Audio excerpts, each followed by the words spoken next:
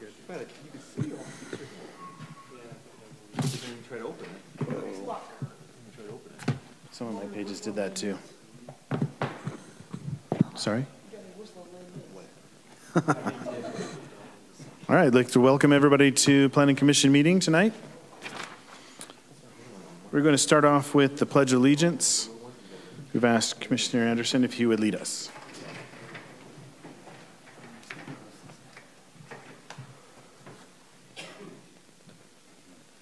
Pledge allegiance to the flag of the United States of America and to the republic for which it stands, one nation, under God, indivisible, with liberty and justice for all.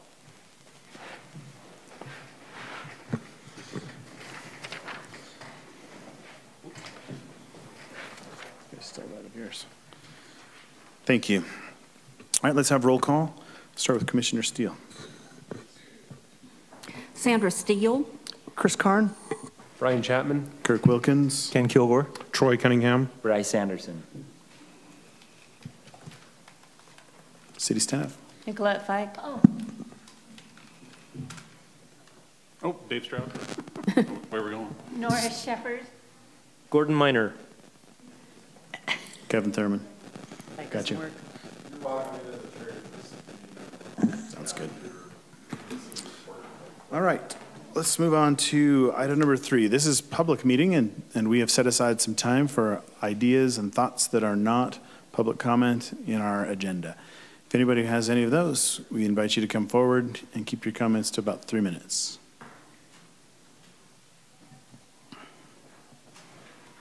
Okay, we'll close public input, seeing that we don't have any. And we'll start right into item number 4. This is a public hearing for the Village Plan 1A Beacon Point, located approximately 1000 South Redwood Road. SLR is the applicant, and we'll turn the time over to our director, Dave Stroud, for the presentation. This is a public hearing tonight. You are looking at Beacon Point Village Plan 1A. This will be if you see fit, be a recommendation to the City Council. It is penciled in on the City Council agenda for next Tuesday. 1000 South Redwood Road in the PC zone, and again, Suburban Land Reserve, or SLR, is the applicant. So what you see in red, this is the village plan. It contains 120 residential lots occupying about 49 acres. And based on the community plan, they did identify this as the traditional neighborhood place type. That will have 12.28 acres of open space and landscaping, which the majority of that is what's along and within the Founders Boulevard road design. Just a breakdown here of Village Plan 1A. Again, you've got 12.2 acres of open space. The dark gray in the pie chart then is the residential uses. 36 acres, 120 units. You're looking at 2.47 units per gross acre. And then the breakdown of the open space you can see there on the right. Projected 493 individuals at occupancy for the 120 units there. These are just some of the basic development standards. A lot of these are pulled right out of the community plan as well. Some are a little more specific to the village plan. It gives lot breakdowns, different lot sizes. The minimum lot size would be 6,000 square feet. There is an average lot size of 8,000 square feet. And then the actual average lot size between all 120 lots is 9,160 square feet. So these are basically just the standards. If you recall in the community plan, accessory dwelling units, ADUs, were put into the community plan. There were no standards written into that. We are identifying some standards now in this village plan. And we're also going to add a definition to the code in a later item on tonight's agenda for what is an ADU. But basically, we've got some basic standards. These are the highlights of the basic standards, as you see there. 500 to 1,000 square feet would be the maximum size. 2 bedrooms maximum. 2 off-street parking stalls. It is written that those would be behind the front setback line. And they may have separate utilities in the owner's name. I did get an email asking why would they be separate. Or why would they be in the owner's name? Just going back from past history, when I've dealt with ADUs, there were times where a homeowner had the utilities in the renter's name. Renter left, didn't pay the utilities. Then at that point, the city's held with, well, who pays the bill now? If utilities are in the name of the owner, at least there's someone the city can go back to recoup those costs. Setbacks, as we're showing up there, we're also showing minimum square feet. So the lot, again, the lot breakdown in the lower left-hand corner, you can see 1,600 square feet of living space for lots 1 through 34, 87 through 120, and so on, going up to a minimum required of 2,000 square feet in the larger lots. This would be the breakdown again from the past slide. As you go from the right side of the screen, which is the east side, moving west, you can see you get the minimum lot size increases as you're moving west up Founders Boulevard. This just gives you the breakdown of where those larger lots then are required. This would be then the landscape plan. Again, this came through as a new design, approving the community plan of Founders Boulevard, that slip lane concept. We didn't have a standard in the engineering specs, so that standard was adopted in the community plan. But this would be, at this time, city-maintained open space, which would be, well, I can show in greater detail on another slide. Just kind of, so just breaking down now, what you see on these next diagrams, anything that's going to be located in the red dashed, that would be city-maintained. Basically, any of the landscaping outside of the traditional park strip in front of a house will be maintained by the city. So the 3 medians running down Founders Boulevard, those will be maintained by the city. The park strip on the back of the sidewalk in front of a house, that will be maintained by the adjacent property owner. Now in the plan, we do have the connector trail, which we'd see, looks like it's right on that diagram where the R and the S is on Founders.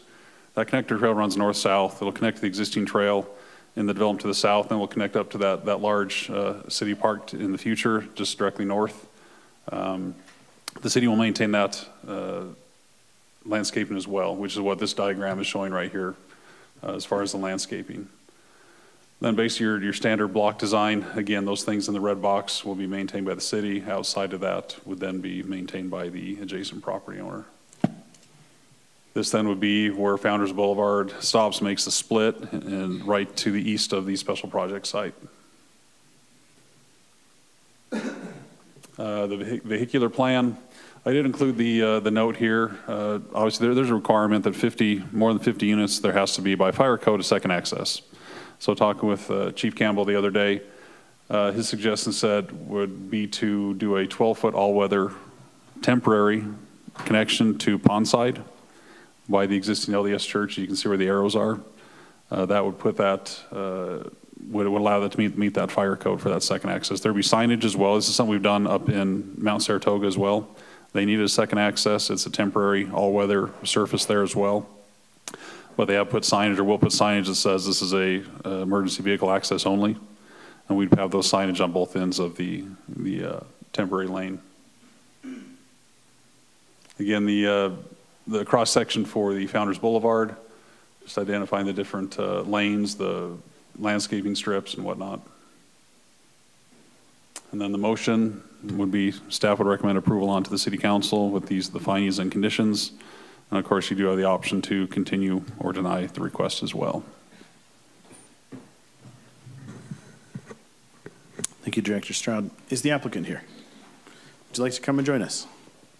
Feel free to have a seat and let us know who you are and where you live. And So Thane Smith with Suburban Land Reserve. Our office location's Salt Lake City. It's 51 South Main Street, Suite 301. I'm Haley Wall with Loci Landscape Architecture and Urban Planning. We're located at 569 East 2nd Avenue in Salt Lake City. hello and welcome. Did you want to add anything to the presentation that was given tonight?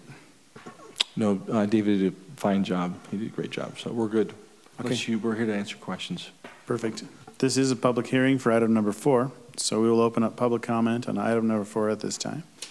If you'd like to come forward, please keep your comments to 3 minutes. Let us know who you are, your name and address for the record.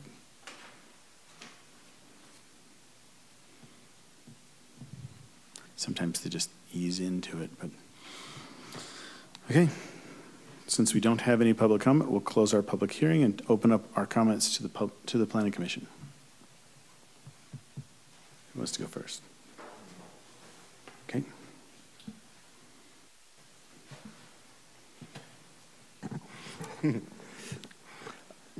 My only question is to the engineer, city engineer.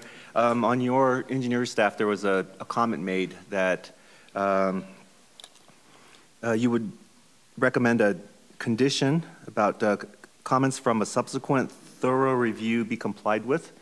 Is that different from the condition number 2? That's number 5. That's already in the staff report, which says minor, non-substantive changes may be made prior to Planning Commission action. Is that different? Yes, that condition's in my staff report? I thought so. It was. Doesn't sound like words I would have used. What's that? Did I? Shoot. Because of all the changes, I don't have the right page numbers. But I think I did repeat what you see in, where did you read the first one from? That's the thing, is it? Anyway, it was on the, it was in my staff report specifically, and it was also listed as a comment in their document. So you would have seen that in 2 places. Okay. And I have no worries about their application. It's just that the very latest iteration, I didn't get to see that one with some, that has some minor changes. So I'm just reserving the right to full review of the next one. But Okay. But I don't, we're talking about minor details. Yeah, so, but it said that you, maybe it wasn't you. It said it recommends that, but it did said add, it's an engineer's condition, quote, comments from a subsequent thorough review be complied with, end quote. Yes. So I didn't know if I needed to add that as a condition or if that's already covered by the, by condition number 5. Well, it's in my staff report. So if it's in my staff report, then your motion would include my staff report. Yeah, I thought it was in a, like a red line box. That's why I'm not sure if that. Yeah, what that would have been was just his comments, but if you look on the screen on the motion, under the conditions, Yeah. basically we're kind of covering all our bases. All outstanding red lines shall be corrected to meet city standards. Okay. All requirements of the city engineer, we've got those covered. Okay, I good. think. That was my question then. Thank you. Right. Sorry for the confusion. No, that's right. Sorry for confusing you. I'm done. Thanks. Commissioner Steele.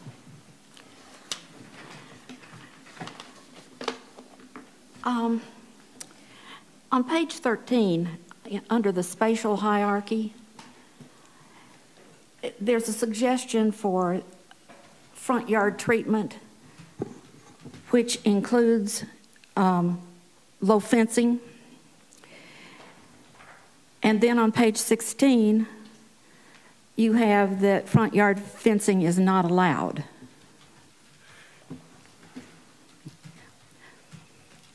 Now, with your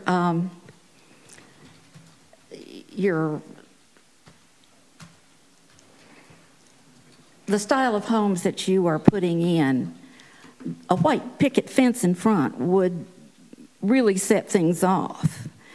But you're saying in one place you can, in one place you can't. Now, Sorry for the inconsistency on that. We believe that it's better not to have front yard fencing, so we made the change, and we must have missed that particular call that says they can't put front yard fencing in. And the reason being is that we're trying to encourage the builders to pull the living space up to 11 feet from back, as the community plan suggests. So there's living space, there's porches very close to the sidewalk, and you have more interaction between those pedestrians on the sidewalk and the homes than you would in a normal conventional neighborhood. So that's why and the Architectural Review Committee will take a look at it and take a look at if there is a specific fence that needs to go in for a side yard or something that wraps to the front for a distance, they'll determine where that goes. with the styles of homes that you're proposing, the fencing at the front sidewalk is kind of normal. And so that was the reason I was surprised you pulled it out. I know that I've talked with our planning director, and we were, there was a concern that if the fencing had to match the housing, then we could have hodgepodge of different styles. So that was a concern. Okay, and Would you like us to add it back in as an option, or what are you recommending? well, I think it would add to some of these larger homes, the Victorian. But I think that one style of fencing for front yard fencing should be picked out and everybody be the same, not have a wood fence here and a picket fence there. And this one is just a personal observation, having lived longer than most of you. Then the other thing,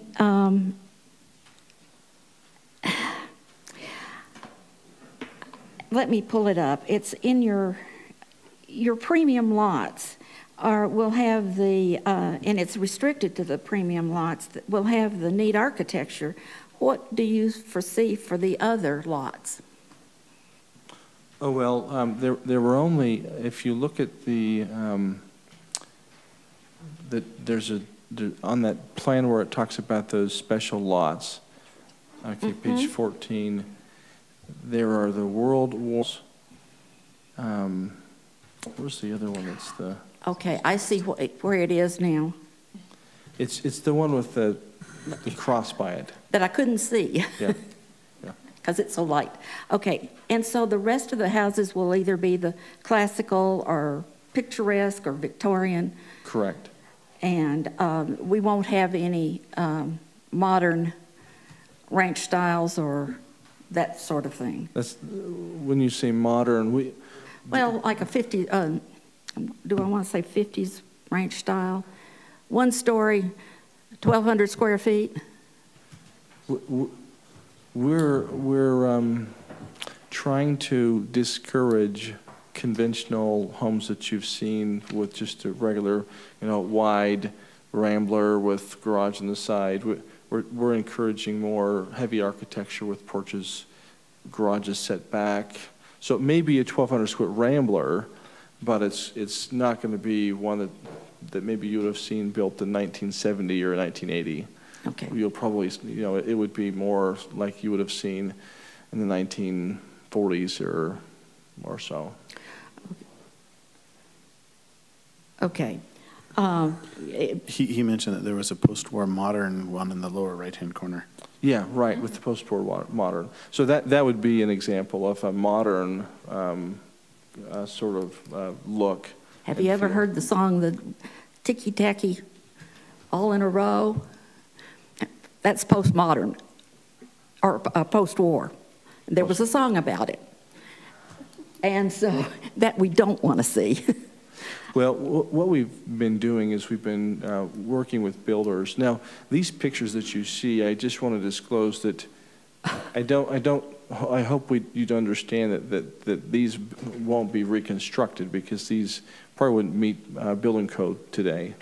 But what they have come up with is some neat architecture that has some of these elements, and that's what we're really looking for, is the elements that come from these styles. But we need to build the current code, and it's got to meet current market. So that's what we're proposing. Okay, and I realize that one of these is a illustration only, and it's on page 18, where you're wanting to narrow the driveways down. It works really well, and I understand why you're doing it. It works really well on a longer driveway. On that shorter driveway, if you had somebody parked, they wouldn't be able to get out until the other one got out. Yeah, on that one's actually to illustrate that it works better on a longer driveway, to sort of show that if you're going to do a short stubby one, then you actually have to pave more to get any sort of maneuverability. So, yeah. Very good. And there was one that an example on page 20. And again, that one doesn't look like you could, has a good turning radius to get into the garage. So if you're going to have a back garage, you need a little bit of room to make that turn into the garage. And I realize that's an example. And I think that's my notes. The only other thing I would say is this has gotten really rushed, and I understand it, and I understand the reasons. But in the future, could you give us a little more time so we're not getting stuff the day before the hearing and trying to go through it and intelligently? Yes, absolutely. If you look at this plan, it complies with the community plan. We've just pulled elements out of the community plan, and then we've added more detail here. But certainly, it wasn't our intention to make it so you couldn't review it. It's just trying to meet certain deadlines to make infrastructure improvements. On that note, is there any way you guys can flatten your PDF file so it's easier for us to download? Because it's huge. And so each one of us had trouble. We were using these little guys, and We sometimes have the ability to do that too. We'll you just do? remember. Okay, we really need that. So it's really hard to download. A lot of us had issues, but Yeah, we can always send a reading copy because, it has lots of illustrations and pictures, and we want to make sure that you can actually see them and See they're it. not pixelated. But yeah, we can always send a low-res and a high-res version for you. that'd be helpful. Thanks. Any other comments? Who do we have? Chris Connor. Have there been any more discussions with ASD on what Founders is going to look like between where you start and Redwood is? Yes, we've had some discussions with ASD, and they've been very cooperative with allowing us to enhance those medians through there. It won't look exactly the same because we've got slip lanes and 2 rows of trees and those sorts of things, and they have their standards, which, they have to have certain fencing and certain setbacks, but where we could complement and make the median a median that's consistent with the one we have beginning at Old Farm Road there, we have been making those enhancements to the planning documents, and they've been very good to work with on allowing us to do that. So where 1A starts, I didn't see anything. Are there going to be kind of monument signs coming in to that? Or is it just going to be all of a sudden that it will widen out with slip lanes? There will be 2 entrance parks there, and eventually those parks will, perhaps will include a monument sign for the new pods that go one direction or the other. That we're not seeking approval for today. But for Village Plan 1A, we're not proposing any monument signs or any, the special use area will be our anticipated monument. Okay, so you say parks, you're talking about just those 2 little green strips, Those 2 little parks, yeah, Yeah. they're just small. okay. But there will be a little sidewalk in there in a sitting area, and, something that will tie into the major trail network that we're going to have through the community. So is SLR going to be the ACC? We will be a member on the ARC. And then we'll ARC, have, then we have some professionals that we're going to contract with to do that. We've already contracted with LOSI, who has been helping us. They've got different landscape architects as well as architects that can help us with taking a look at each of the plans. Any more discussions around 1A being its own HOA? We haven't had any further discussions about having an HOA. What we've done at the request of the City Council is we have some documentation. They're basically declarant documents, CC&Rs that would encumber the entire project. That initially... When you say you're talking about the whole community plan as a project or 1A? The whole community plan. Okay. And then 1A will also have a sub-declaration that's specific to 1A, but there's not an HOA contemplated in a sub-dec. It's contemplated in the master declaration, and it has language in there that makes it at the city's, there's a triggering event where the City Council would, if they'd like to establish an HOA, they could do that at some point in the future. The So city could currently- force an HOA? Well, we're allowing it through the Through the CC&Rs? through the CC&Rs. So- Either we, as the master declarant, or the city could declare that an HOA. Currently, there's no reason to for the first phase. There aren't any additional amenities, if you will, other than those that are maintained by the homeowner or the city in that parkway. But you are planning on associations for the other villages? Yeah, we anticipate those villages will likely have their own HOAs. Some of them are going to have amenities. For example, the higher density one is likely going to have its own clubhouse, pool, tennis courts, whatever it's going to do. Okay.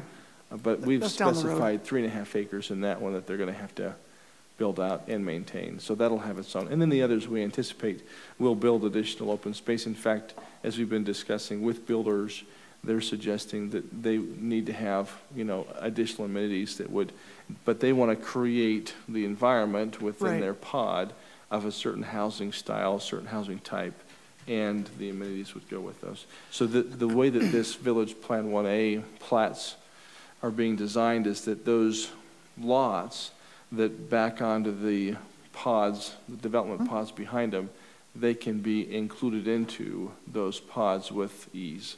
That's our intention. Okay, so I see what you're saying.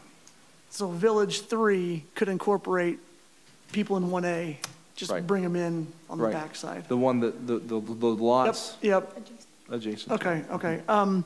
All the landscaping going in down Founders, that all gets put in by the developer, right? We put it in. Mhm. Yeah, and so then the city you're saying the city maintains all that, David, correct? Yes. Okay. You've got the 3 medians. that Right, are 3 valid. medians, right. Right. I'm assuming the developer's looking for a certain standard on that landscaping, and that is that's public property, correct? Yeah, it's all dedicated as right-of-way to the city. Okay. There is a provision in the community plan that has the standards at which Right. it needs to be met. And also, in the community plan, the master developer will maintain that for a period of time so that the city won't have to. We'll maintain it until 75%. We'll maintain the shortfall, I should say, until the 75% of the homes are built. Of 1A? Of all the All of development. it, All okay. development. So SLR keeps that, doesn't turn it over until 75% of all Beacon Point is developed. Well, the shortfall, so that'll be an ongoing discussion. As we've visited with the city council, there's a discussion of perhaps a special improvement district or a special assessment Okay, area that's my or next an question. HOA. Those sorts of things that would be implemented that would be the funding mechanism for the common areas that So the city council's figuring this out with Kevin and David on how the city carries the extra cost Yes. to maintain that.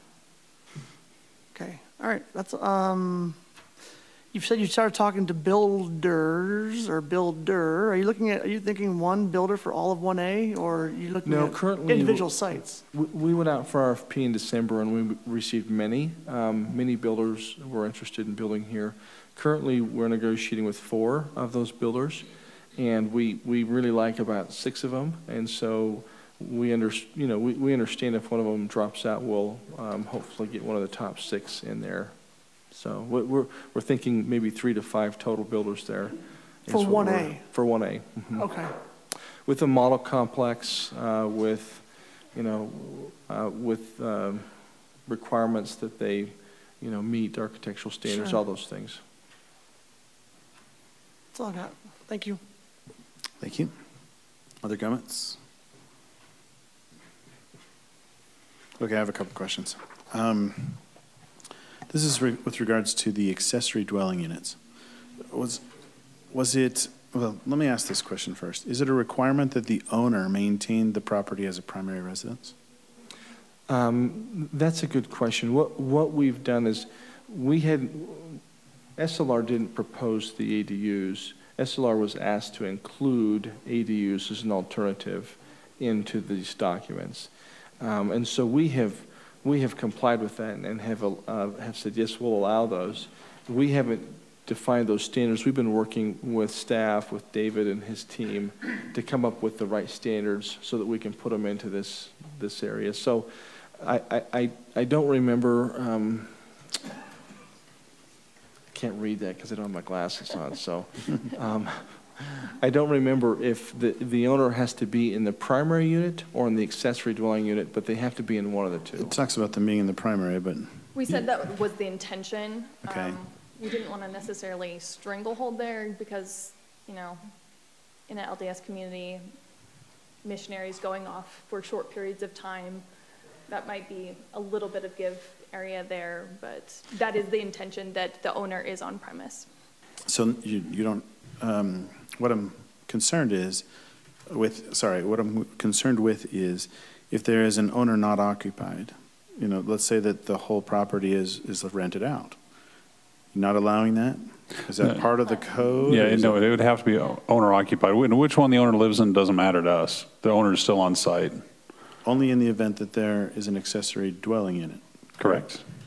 So if you don't have one, you can rent out your house, but if you have a unit, you have to still live in one of the two. Correct.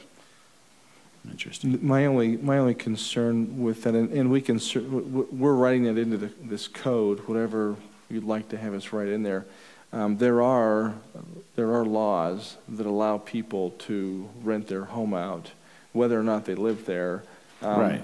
For example, and it really protects veterans and those sorts of people who are on active duty, perhaps, that have to go out and serve their country. They have to be able to rent their homes. And Or so, if there's hardships, someone There are may need to hardships. rent out their home. Yep.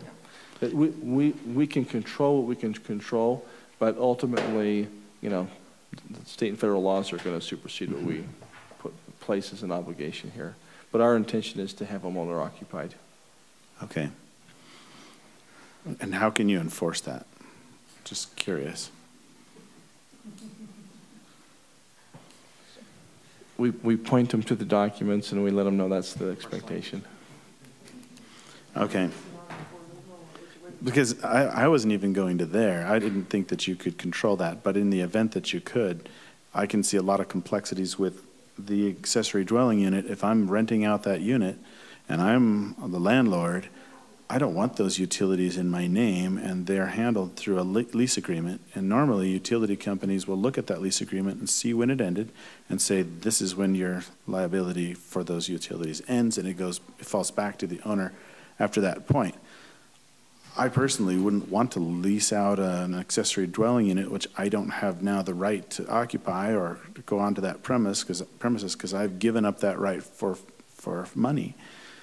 And now I'm liable for those utilities for someone who's out there. Anyway, there's a lot of complexities that you might want to consider in that. Like I mentioned, we're happy to write whatever the final standard is that the city has for accessory dwelling units into this document, or amend it as needed, because that's our intention, is to comply with what the city's ultimate standard is on the accessory dwelling unit. And I'm not suggesting any solution for you tonight, but I'm just suggesting there may be some complexities that owners may want the flexibility to do what they want to do. And just right now, none of the builders are even contemplating accessory dwelling units on this first phase. So we don't think it's going to be an issue. Doesn't mean it won't be brought up by someone, but right now no one's interested in doing that. It's too expensive. And once the house is built, if it's in the code, they have the ability to build one. So, Well, no, we're actually restricting that, both by CCNR as well as by this. And once the ARC is no longer in place after the initial construction, they can't go back and build an accessory dwelling unit. okay, thank you. You've answered my questions on that. You had a couple more, Commissioner? Yeah, I'm Let's start with sorry. Commissioner Steele, Okay. and then we'll go to Commissioner Karn. An accessory dwelling unit can also include a basement dwelling. Well, they're being defined a little differently than just the basement. So the way that they're being defined is that they would be separate. They would have separate water metering, separate access, those sorts of things. So entrance. So all those things are separate.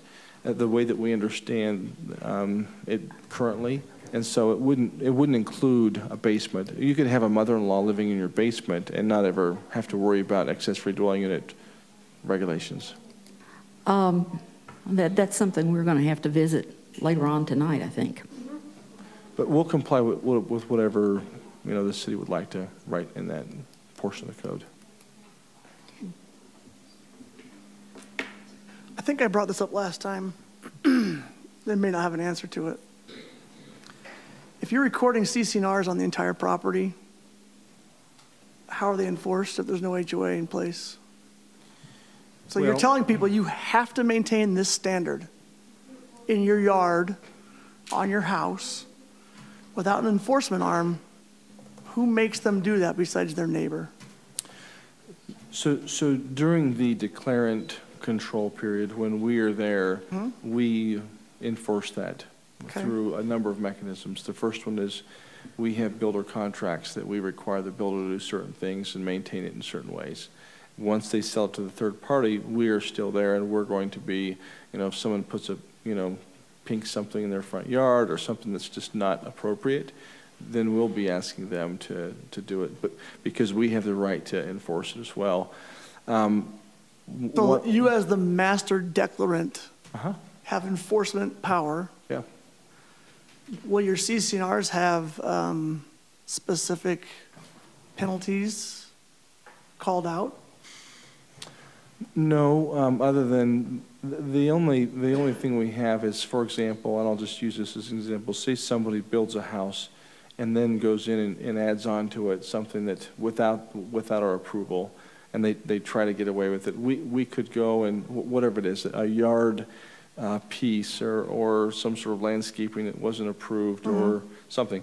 We have the right to be able to enter the property and take that down and then have them pay for it. That would be a right that is written into the CC&Rs. So what happens when you're gone? Well, that's when either the master association. So hopefully those outside HOAs absorb 1A. I mean, my only concern is 1A being the focal point drive. 15 years from now, someone lets their yard go, or they park their RV in front of, in their front yard. Who's there to say you can't do that? All the neighbors are there to say you can't do that. That's not a good solution. It's not. Essentially what happens is with an HOA, it is the neighbors enforcing it. There just happens to be neighbors electing neighbors to certain positions. Or to the enforce HOA has a it. management company that does it, so the neighbors aren't the bad. That's what, I mean, a lot of HOAs have that. Yeah, and the management companies take direction from the residents or from the neighbors They of the do. board. I'm So, I real mean, familiar. I have personally sat on many boards, many HOA boards, some complex, some with many units, some with few units. And there's no perfect solution. If you've got someone that is just an absolute problem, even if you have an HOA board with a management company, you still have a problem. It's just the way life works. I agree. And I want this to be a pristine area. And I'm afraid that if you leave it up 15 years from now, if you leave it up to the neighbors to tell on each other and try and enforce it with no mechanism behind it, I just hope that the other villages absorb 1A so they have some meat behind a neighbor saying you can't park your RV in your front yard.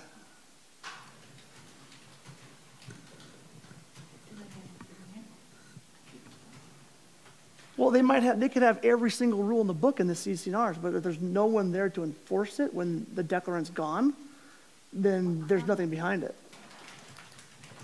Commissioner Carn, is that it? Yep. Okay. Other comments on this item number?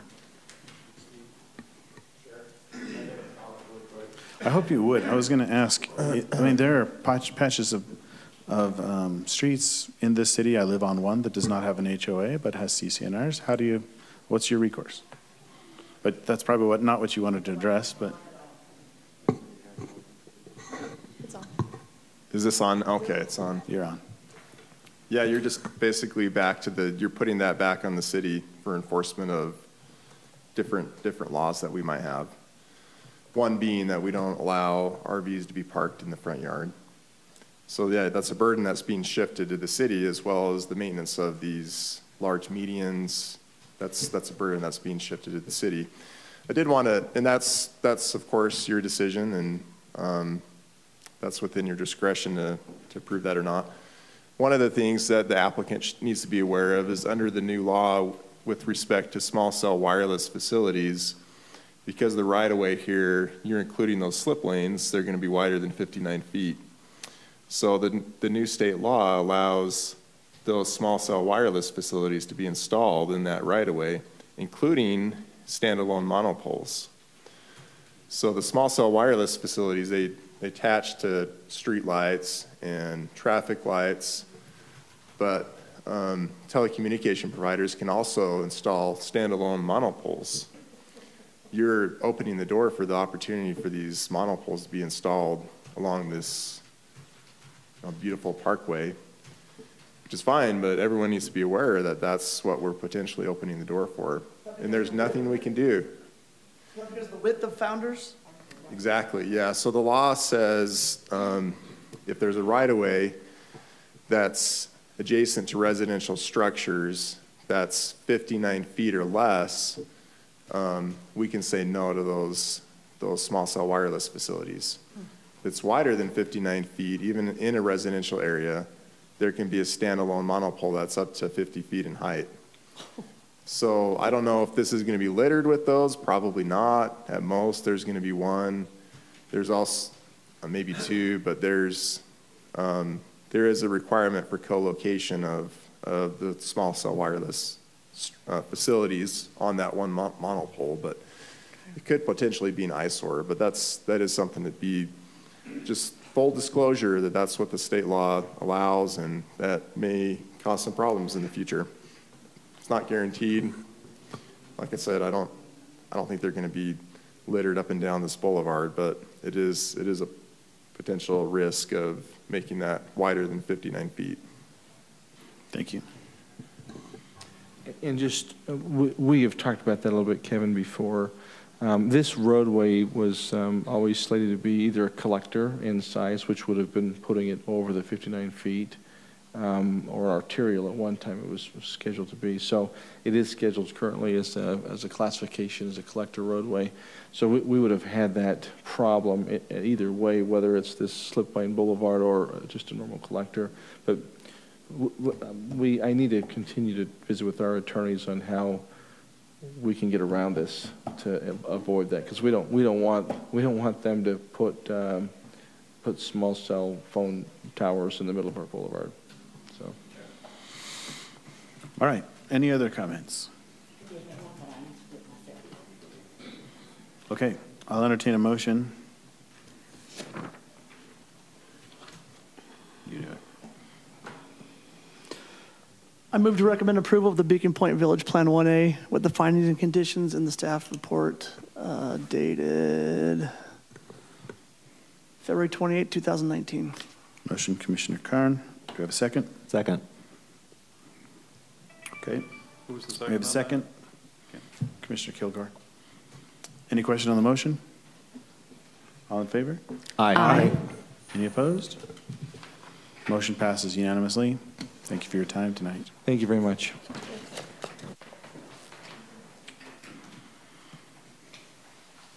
Let's move right along. We're going to item number 5.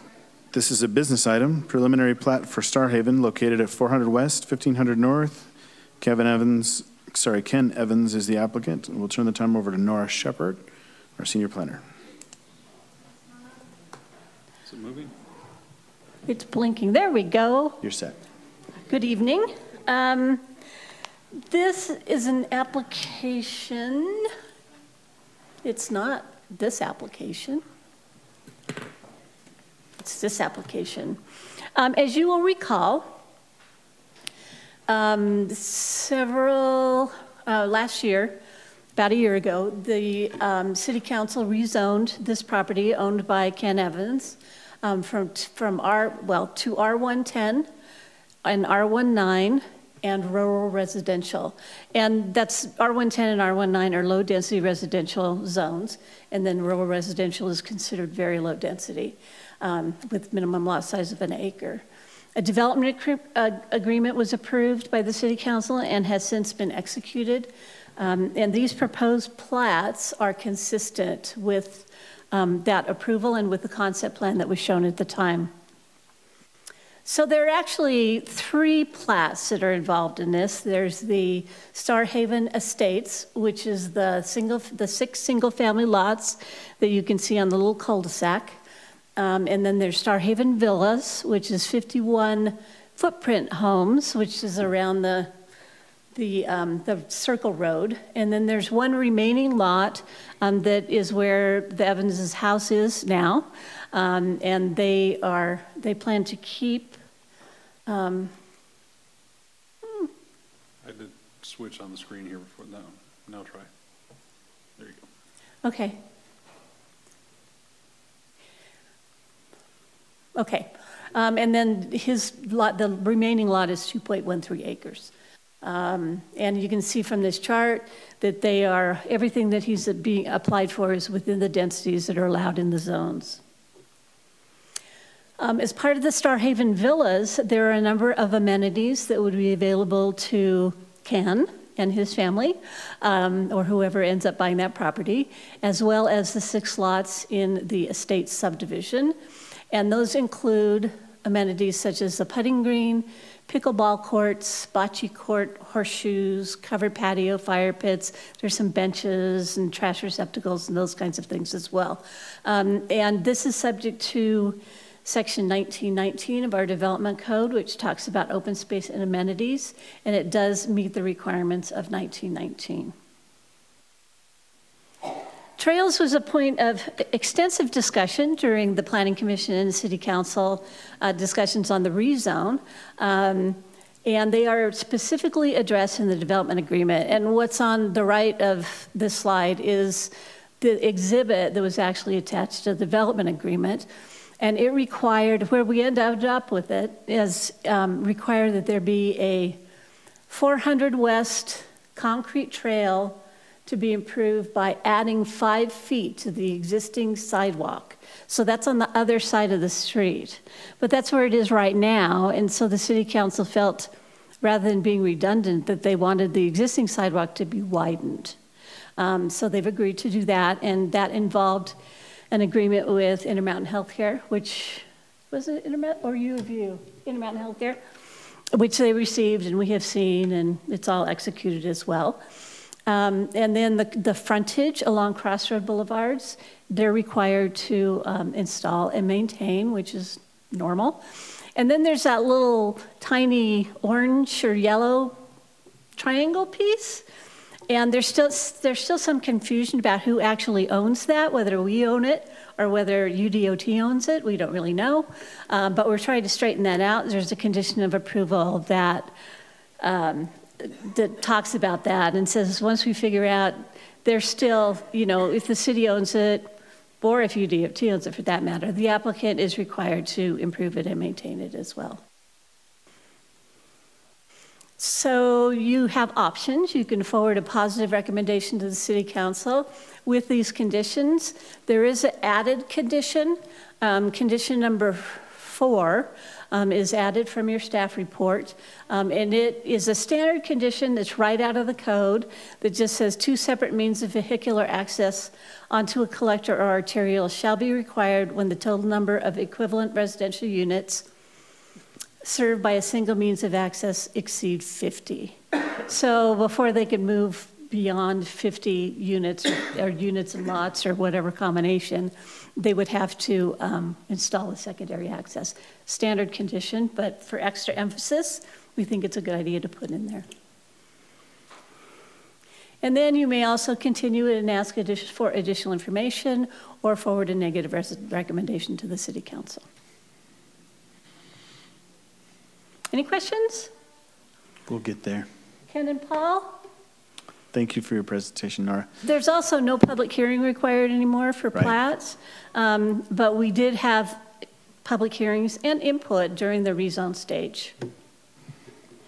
Hi there. Could you, we know who you are, but if you wouldn't mind introducing yourselves for the record with your name and address. Paul Watson, project engineer, Gateway Consulting, P.O. Box 951005, South Jordan, Utah. Ken Evans, I'm the developer and the property owner. I live in Saratoga Springs on the project property. Welcome again. Did you want to add to the presentation tonight? Happy to be here. Thank you very much.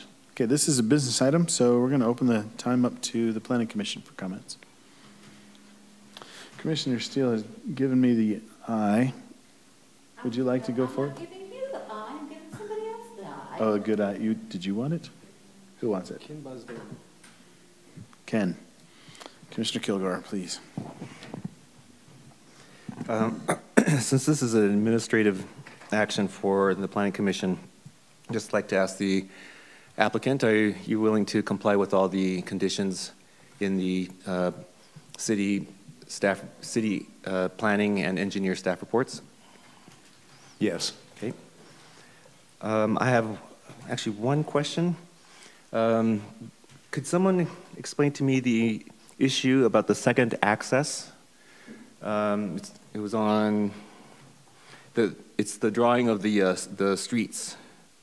Yeah, I have it up on the screen, I think, as good as we're going to get. Yeah, and I didn't understand why I needed the second access, because it looked like the homes that were in question seems to have the same access that the other homes have, which is a loop all the way around. And I was just wondering why you had to build a temporary. Well, okay, so the road to the right, 400 West, that's there. Yeah. So that's one access point. But if you were, for example, to go in and build just the loop or part of the loop, then that would be the only way in and out. So he has to complete that road that goes crossways all the way before he hits 51 units. So you can't include, okay, so if you're coming in from the right part of the loop, right, don't you have the left? And then if you come in from the left, you have the right? Or but the left part may not be constructed, it will be constructed in phases. So the left part of that little road, or the right, whichever end they start at, may not build that whole road until that phase gets there. Okay. So this condition just says it's important that you provide. Sorry, I missed the part about the roads being built in phases. Okay, now I understand. Yeah. And then the road that goes crossways hooks into an adjacent property. And so if the road is not through that property, they'll have to provide some kind of a temporary secondary access. But I think they're all kind of moving forward together. Okay, understood. Mr. Chairman, could I make a comment? Sure. I mean, Commissioner Kilgore was going, but go ahead. Just to clarify, Arcadia, the development to the west of us, you approved the final plat at your last meeting. The developer, Joe Colosimo, emails me every week wanting to make sure that I'm moving along quickly enough so that connector road that goes to 400 West will be developed in time for him also. So the secondary access is guaranteed, and it'll happen as part of our phase one. And what was your answer to him? Of course. Okay. Just checking. Thank you, and that's it for me. Okay. Others? Commissioner Cunningham. Nora, I had a couple questions on, let's see if I can find it. Come up. There was some plats that had like a community garden. Is that dependent on the determination for the UDOT property, or is that? No, that was, that's actually property that's owned by Saratoga Springs, and we eventually will deed it over to them, and they want to put a community garden in there. Okay. They have to maintain it anyway, so the city council is more than happy to give them the property. Now, why wasn't it counted as part of the rest of the open space? Because on the plat, it says not counted as part of open space. Is that right? I don't know. Go ahead.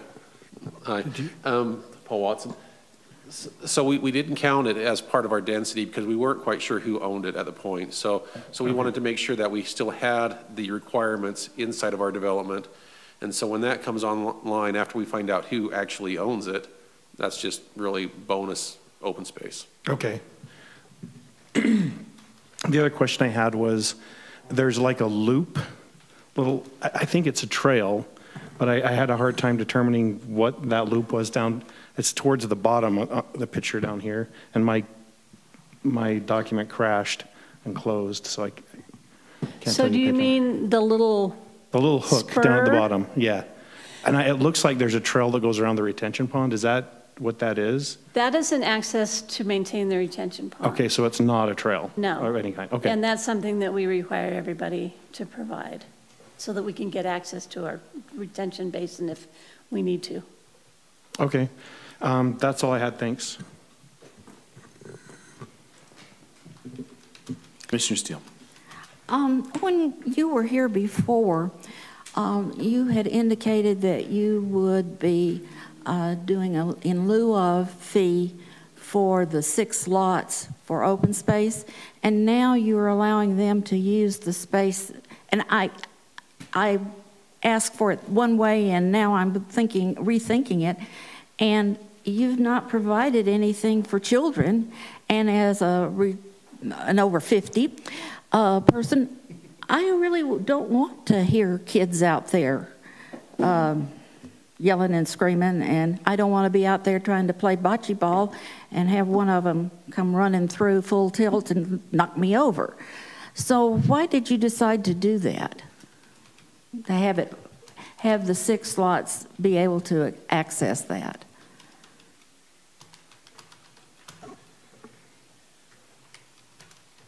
It's one development. As far as the children having an area to play in, the city park is just to the north, and any additional playgrounds or open space for half-acre lots seemed rather redundant. In fact, it was pointed out at one of the meetings that I had. There's only 6 lots there, and we plan on addressing that in our HOA rules so that there will be children there anyway, because this is a 55-plus community, and one of the reasons that our homes are ramblers and have basements is so that that group of people can have families and grandchildren come and stay. And so we're going to, Short term, right? short term, of course. Yes. But you have provided nothing for those children that would be visiting. I don't see any swings, I don't see a slide, I don't see a play equipment. And so, are you still going to do the in lieu of for No. your 6 lots? No. How does that work? Nora? Well, it's an either-or situation. Either they have to provide facilities or they have to pay fee in lieu. And they're proposing that everybody in the development be able to use the common amenities. And it's true, there aren't children's facilities there, but I think part of the philosophy on their part is that these are half-acre lots, which, if they're for families, they have plenty of room for their own recreational amenities. And you're right, but I live in a subdivision that has larger lots. And one of the things that I heard when I first moved in was, we don't have a place to take our kids. And I'm going, but you've got your lot. We know, but we want the amenities for the children. So my comment would be, even if you're saying that you want you're providing something for the children that would visit, you really have provided nothing. And I agree, in your homeowner, when you said in lieu of fee, then that kind of would have said, okay, they go to the park. But now you're saying they're all going to use this same area. And I'm concerned about that. I think you want They can still go to the park if they wish. Oh, It's in yeah. close proximity. Yes, but for the children that are visiting, there's... To put it in perspective, it is a 2-minute walk from the furthest lot in the subdivision to the park. So that's why it seemed really redundant. And for large lots, if people want to have other children's recreation things, they will put them on their lot, we believe, and that was the approach that we took. And my marketing director has done a lot of research on that, and it's only 6 lots. Just for context, Shea Park is at the very top of that picture, that Shea Park. Oh, I understand. Right. And, Commissioner Still, if you want to make a motion and include some sort of a condition regarding that, you're certainly welcome to do that. okay, I want to ask a question on this, though. For your retired homes, the retiree homes, do they have the ability then to put something outside of their home for a child to come over and play on, like a swing set? Or I thought this was footprint development. They are footprint development, and so the answer to that is no. No. Okay. If I could just, can I want to say one more thing. Paul, I'm glad to see you back. I thought you'd fallen off the face of the earth. I've been busy. I'm glad to be back. Okay. That's all. Yeah, one thing about our code as far as the open space, since this is being treated as one development, and the code doesn't specify you have to have children's amenities. It's just the point total.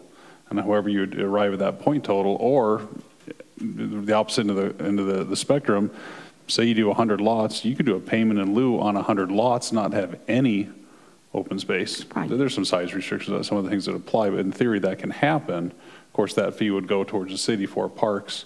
So yeah, developments can happen where there are no amenities. Developments can happen where there are amenities that, in this case, are geared more towards a certain income, or not income, age bracket. Yeah, I think we understand the concern with that. But the way the code is written now, we don't specify that you have to have amenities for a certain age group. Just common sense. Yeah. Okay. Other comments? Okay. Well, thank you for your time this evening.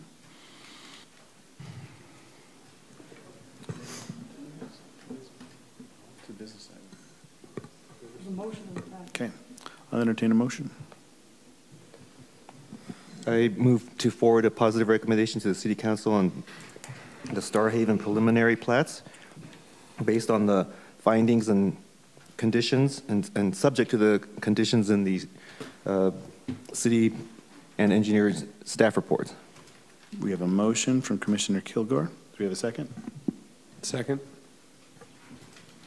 Second from Brian Chapman, Vice Chair. Any question on the motion? All in favor? Aye. Any opposed? Motion passes unanimously. Thank you for your time. Thank you. Sorry, who seconded? Chapman. Thank you for your time. Vice Chair Chapman. Thank you. Thank you. Okay, do you want to just move right along, or do we need a little break? It's moving right along. All right, we're going to go to item number 6. This is a business item. Sorry. It's a concept plan for Smith Freeland annexation located approximately at 2300 West Saratoga Road. D.R. Horton is the applicant, and we'll turn the time over to our senior planner, Nora Shepard, for the presentation. Okay. There we go. So this is a request to annex 4 pieces of property that are owned by a couple different, either the Smiths or the Freelands. The Smiths own the majority of the property that is requested to be annexed. They submitted an annexation petition a while back, and it has gone through all of the required state noticing requirements. No protests have been filed. So as soon as we're ready with an annexation agreement and some of those kinds of, or an annexation agreement, we will move forward with the annexation, most likely fairly soon with the City Council. So the Planning Commission's role is to review and give feedback on the proposed concept plan. The Planning Commission doesn't make a recommendation to the City Council. They provide comments similar to what we just did on the Rushtons. So the request is to annex 4 parcels of approximately 55.18 acres. And this is, the 4 parcels are outlined in red. And there's still some gaps, and those gaps, she's been working on really hard, but these are the folks that at this time are willing to annex. There's a piece that's left that's the Catholic Diocese owns, and but these properties have agreed to sell to D.R. Horton and at least part of their property and move forward. So this is what D.R. Horton is calling their mega plan. And it includes the additional parcels added. And after the property is annexed, they will come in with an amended neighborhood plan, which you all will be able to see, and actually change the neighborhood plan, potentially change, well, they're going to have a new annexation agreement that will include more specific information on the layout and the uses that are proposed. But we can't really do that until they're in the city. So you will see it again, and you'll have an opportunity again to look at it. So you can see, I've broken it down. Parcel, it's kind of confusing because the overall location map is north is up and everything else north is that way. So this is called Parcel A, and it's owned by the Smiths. And what's anticipated is townhome units, front-loaded and rear-loaded, and right-of-way for a transit corridor, potentially. Parcel B is owned by the Freelands. There are some single-family parcels in this location. The big white blob with the square in the middle is actually a well site. So that's not, I mean, that's the use right now, and they're not proposing to change that. And also some townhomes and something, but some townhomes. The parcel there is a piece of this parcel that's being requested to be, is that the right one? Oh, actually, that's not a well site, that's their home. I'm sorry. The Freeland's home is that white square. And the request will be to zone that piece of property rural residential so they can stay there as in their home and maintain their property within the city limits. But everything else, the proposal is to rezone to MR or mixed residential and incorporate into the existing development. And then Parcel C, which is owned by the Smiths, is a pretty large chunk of property. It's 23 acres. And what is currently being proposed is that would be still zoned mixed residential, but that the neighborhood commercial be put in this location. And the city council has indicated a desire for commercial in this area, so that makes some sense. There's not really any substantive neighborhood commercial in the rest of the neighborhood plan, so this would be where they'd cluster the neighborhood commercial. Now, in the annexation agreement, there's some discussion about what happens if D.R. Horton is not a commercial developer. So they would try to sell it. And there's some language that the city council will need to weigh in on. In the proposed annexation agreement that talks about marketing this as a commercial parcel for a certain period of time, and then if nobody comes forward, then it would revert back, it would be MR and could revert back for residential units. I don't know how the council's going to react to that. I suspect they may have some strong feelings about it, but that's really a discussion for the city council. The preference, I think, is for this to remain commercial as long as possible and moving forward. So there's no formal action required, just to give feedback. And then again, once the property is annexed, we will be back with an amended neighborhood plan with additional detail. Thank you for the presentation. Is the applicant here? Chriselle. Of course. Travis is here from D.R. Horton. Come on down.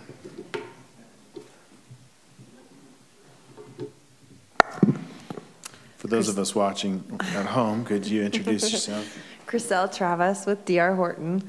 Address is 12351 South Gateway Park Place, D100 in Draper. Welcome. Did you want to add anything to the presentation tonight? No, I'm here to answer any questions that you have. Nora did a great job. And like I said, we'll have other chances to discuss our layouts and those kinds of things. So, and our open spaces, all of those. Okay, we're going to open this to the Planning Commission for comment. Commissioner Carn. Nora, these 4 parcels were not correct me if I'm wrong, were they not in the original community plan? That's correct. Okay. So the community plan we've approved did not include these. And I'm trying to remember, if we look at parcel A, there's all that to the west along Old Saratoga Road there. So just on the bottom of the screen there. So Was that the part of the original triangular community? piece? The triangular piece? Yes. I believe that's in the city. It's already in the city boundary, and we They're are already under part of your contract. community plan? It's not, no. So it will be part of what we'll The bring as your amendment. amended neighborhood plan, yes. But it's currently already within your city boundary. Okay. It was not included in our original application. But you're trying to acquire that then? It's under contract, yes. Okay, all right. And that will be, as Chris L. tells me, some pretty extensive recreational facilities, including, some terror park, pool, that kind of stuff. But that's part of the neighborhood plan Well, process. the park plan was great for this community. I'm pretty jealous of it. I know. It was really nice. Thank you. So bringing in these new parcels under MR, my questions are around how much increased density does that allow to go into this area?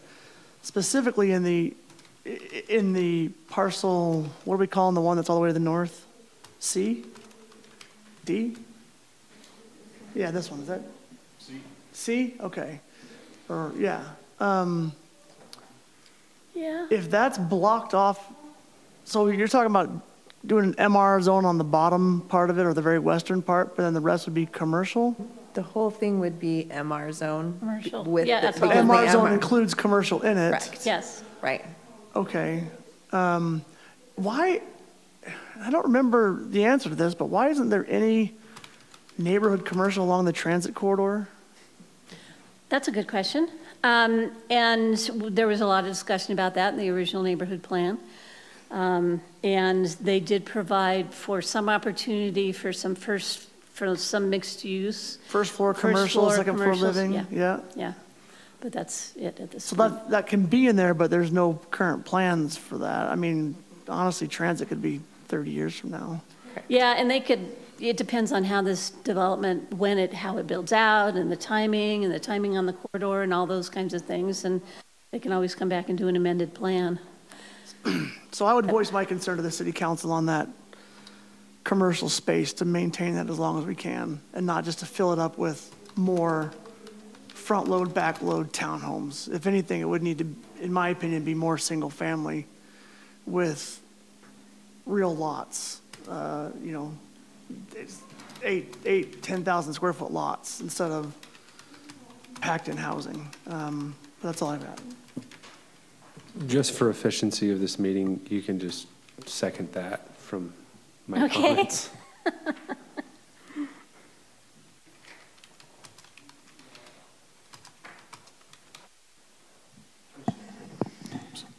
Commissioner Kilgore.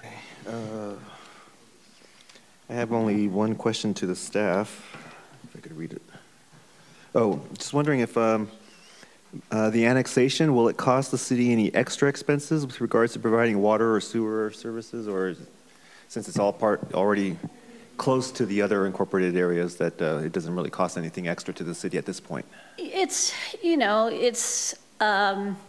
with every annexation, we evaluate what improvements are improvements that we as a city would do anyway, like they're in our existing improvement plans moving into the future for which impact fee money could be spent. Mm-hmm. System improvements is what we call them.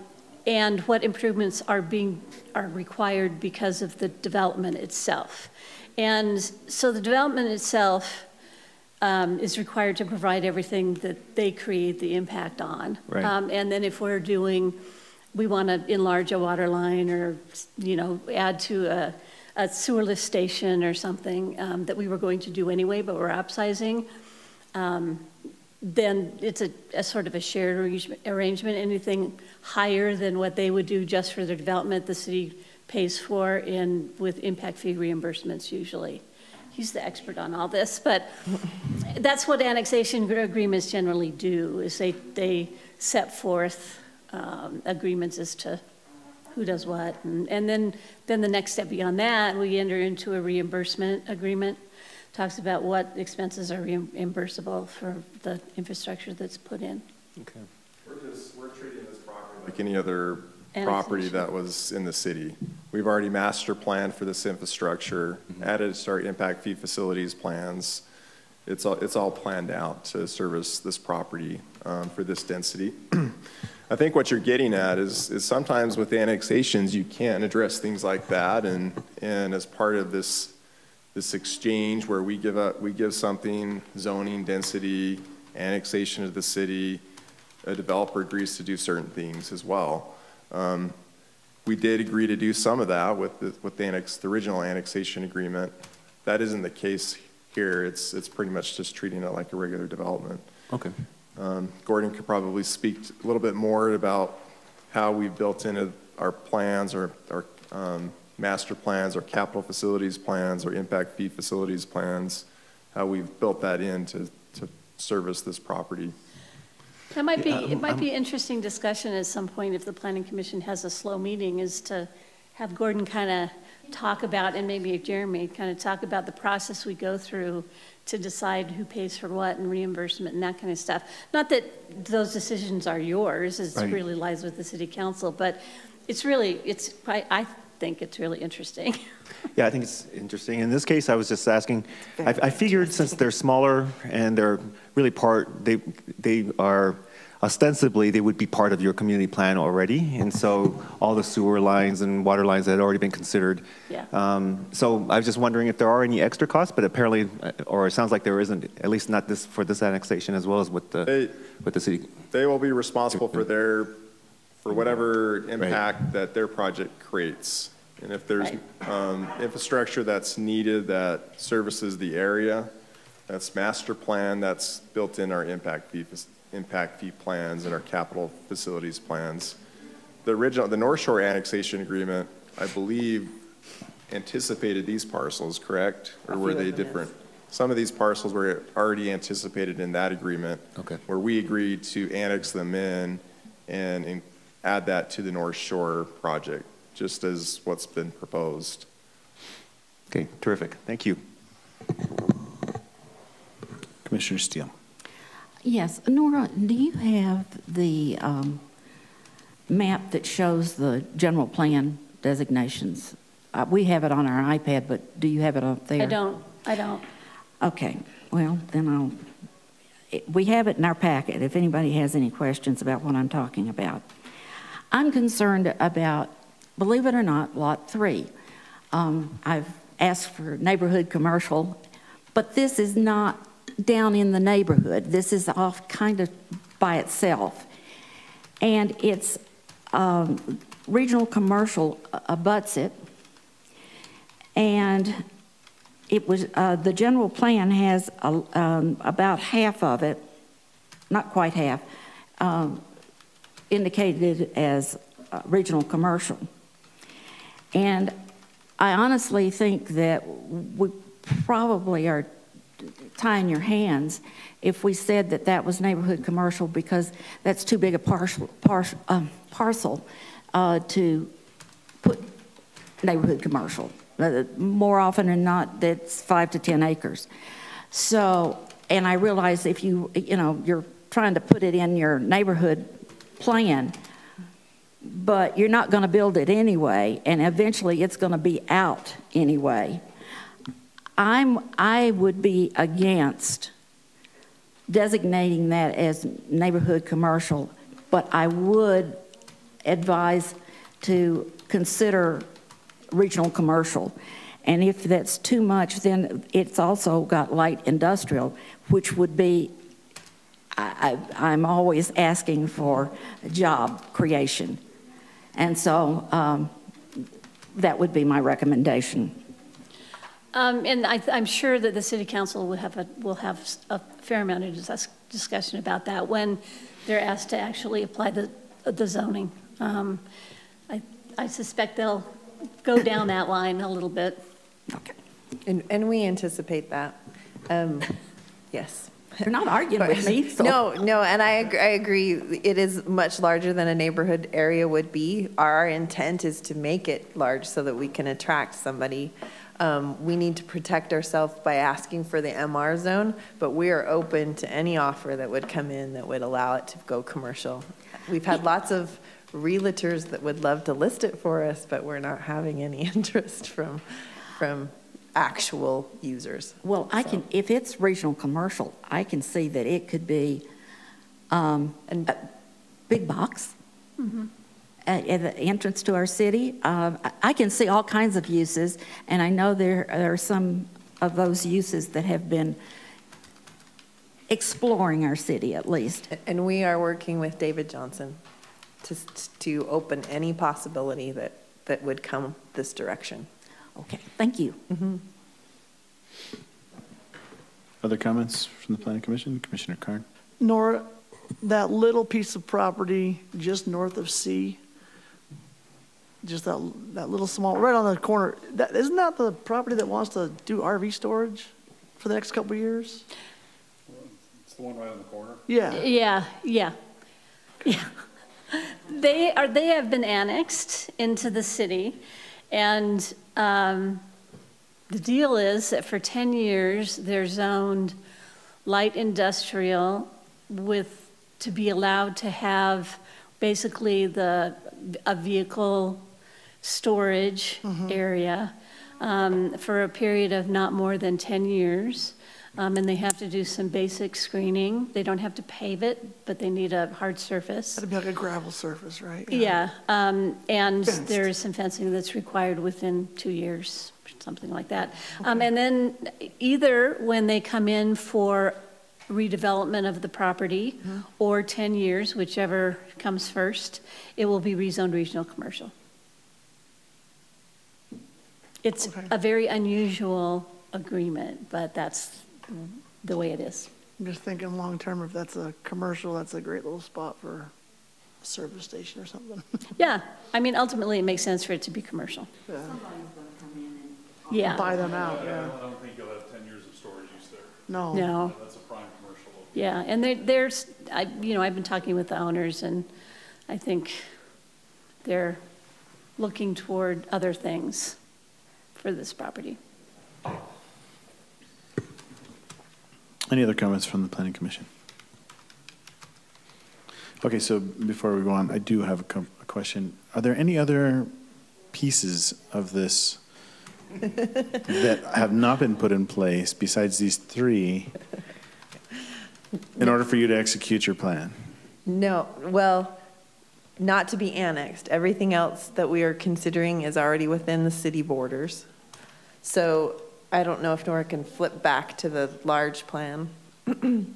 So those that are highlighted are what's not within the city border. The Public Works station, or the Public Works facility. To the west? To the west, yes. Where we've got houses that are kind of on the north end of that. That is owned by the city. So that piece is already in the city. It's part of our compensation and reimbursement for the corridor. So that's part that will be added to the amended plan. And then the triangular piece that Mr. Carnes pointed out that's under contract, that's it.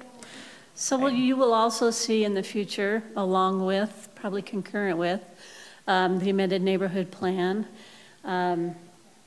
is some changes in zoning for some of those pieces that weren't originally zoned, but are in the city limits and subject to some of this. The city and D.R. Horton are talking about various land trades to make D.R. Horton whole for right-of-way, and also it just makes sense. We own some property that may not make as much sense for us to use, and they own some property that may make more sense for us to use. So there's there's been a lot of back and forth on land trades, and that will come forward too. Some of those little parcels will need to be rezoned.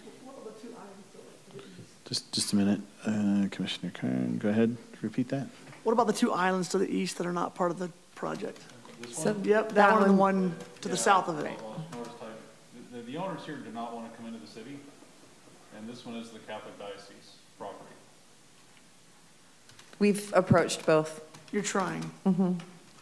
Yeah. So are those in the, those are both in No, the they are county? not. So they're true islands at this point. Land wars. County's gonna love that. Just kidding. Okay. I mean, the Wilsons own the piece that is the piece to the north, and they're lovely people, very cooperative and helpful with what we need to do and accomplish, but they are not interested in selling at all. They would want, even when I tell them how many people and new neighbors they're gonna get, they're happy to be their island, which is what they have created. But other than those, So- you're in contract with all the rest of these to put it in place. Okay. Right. And I just wondering if we were going to Commissioner's- see this again. Yeah. No, yeah, hopefully soon, hopefully very soon. Right. And on Commissioner annex. Still's comment for the general commercial, the pieces that we're picking up from the Smiths, he is a very hard negotiator, and so we could have just purchased what we needed and left the rest for him to sell, but he's not that kind of a wheeler dealer. So it's an all or nothing, and so this is our attempt to do the best for the city, recognizing your general plan and the desire for that corner to become something else. Okay, well, hopefully we've added some value for you They tonight. have been helpful. Is there any other thing that you need to ask any of us? I don't think so. Okay. So I appreciate your time. Thanks. Thank Thank you all. All right. Let's keep going. Public hearing. This is item number 7. This is code amendments to Title 19, city initiated. Turn the time over to Planning Director David Stroud.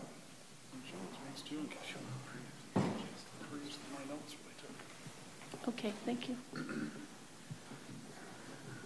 Switch the camera, so at least the two people that are watching, one of them is actually my computer, but they know what's looking at. That's embarrassing. Somebody's watching out there. Hey, I used to watch every one of these. I was the someone. And you still applied. Wait, are you the other one watching right now? Not right now, no. I should do that, though. Yeah. This item here is a public hearing. These are some proposed amendments to Title 19. So first off, like mentioned earlier, there is no definition for accessory dwelling unit. We need one now that Beacon Point, the community plan, does allow that. We're seeing the potential for the village plan now to have accessory dwelling units. So we've come up with this definition here. With ADU, we of course don't reinvent the wheel. We look at what some other cities have done and kind of add our own information to it. And so that's what we've done here. So basically, it means a residential unit that is located on the same lot as a single-family dwelling and is A, internal to a single-family dwelling. So it could be the basement, it could be an addition out to the side or rear, whatever it may be. Attached to a single-family dwelling unit, or C, a detached structure. So it potentially could have a garage with an accessory dwelling unit attached to it. Could be something above the garage. An ADU must be a complete housing unit with separate entrance, kitchen, sleeping area, closet space, bathroom facilities, utilities, electricity, gas, and culinary water, and dedicated off-street parking. A dwelling with an ADU shall be owner-occupied and shall be considered a dwelling single-family, so not fall under a dwelling two-family. Again, it's accessory, so the lot itself, as there is one, it would still be a single-family home with an accessory dwelling unit. Let's take these probably one by one. Let's discuss as we go there. Are you saying this is not allowed today? It's only allowed in the Beacon Point. I'm going to actually come sit down so I can take notes. Now, probably better if we just do this from there. So. You can't have a rental unit in your basement legally. I know.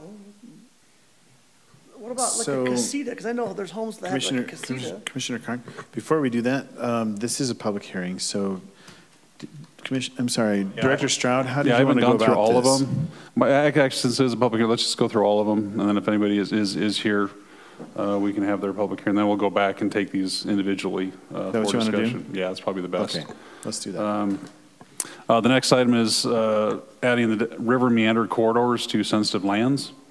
I think if you, on the face of it, if you look at the River Meander Corridor and look at what else we have for what's now defined as a sensitive land, a River Meander Corridor probably fits that definition. This goes back then to the first amendment. This would be adding to the land use chart accessory dwelling units, and of course, as it's written above it, if the boxes are blank, it's not permitted.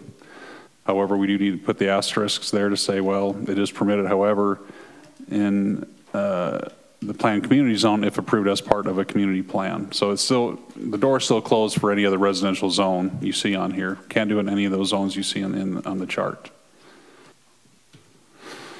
This would be a prohibition of creating new residential units. What this prevents here, say for instance you take a development of single-family homes on individual lots in the R36 zone. You can do single-family individual in the R36, you can do twin homes, you can do 3. It's up to the developer. So if a developer builds single-family homes in the R36 zone, this would prevent someone from coming in and saying, well, I want to basically add an accessory apartment. However, it could be a duplex, not an accessory apartment, because the zone allows 2 dwelling structures. So this would permit anything that's already built from being converted in the dwelling 2-family, dwelling 3-family, or dwelling multifamily, from once a structure is built, from actually coming back in and adding additional units. Now, if there's a developer working on a project that's still in the plat stage, oh, we think we can get a few more units. That's fine, as long as it still meets the code. Those units are not there yet. The lots are not there yet. But once those structures have certificate of occupancies, that's what you're limited to. And so this kind of gives incentive to, if you're working on a developer's doing a project, get your density you want now. Don't anticipate trying to do it down the road or leave the door open for existing homeowners to come in and say, well, gosh, 2-unit dwellings are allowed here. I'm going to split my house into 2 because the code allows that. So this would prevent that from happening. This should be in red, but it got to be so much it's a lot easier to read in black. 1913-10 is there now with the title, underground utility installation of electrical or communication facilities. However, there is no text tied to it. Basically, what this is now put in the code for is to actually identify where existing power lines that do not have to be buried. Kevin drafted up this code. He can speak more to it, but that's really the gist of it. And we do have a map now that this map would then be adopted as figure 13.1. So those lines that are identified in red, they do not have to be buried. Now, certainly a developer could come along and say, gosh, my development will look a lot better if I bury those. There's an extreme cost to it for these types of lines. It is possible, but it would not be required. The other lines in the city would then be the distribution lines. Those would then have to be buried as development comes along.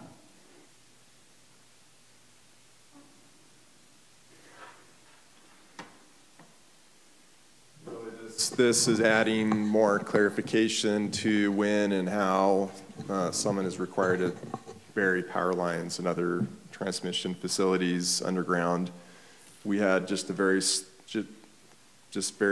vague, brief sentence in the code that required it. So this is just solidifying what our policy has been.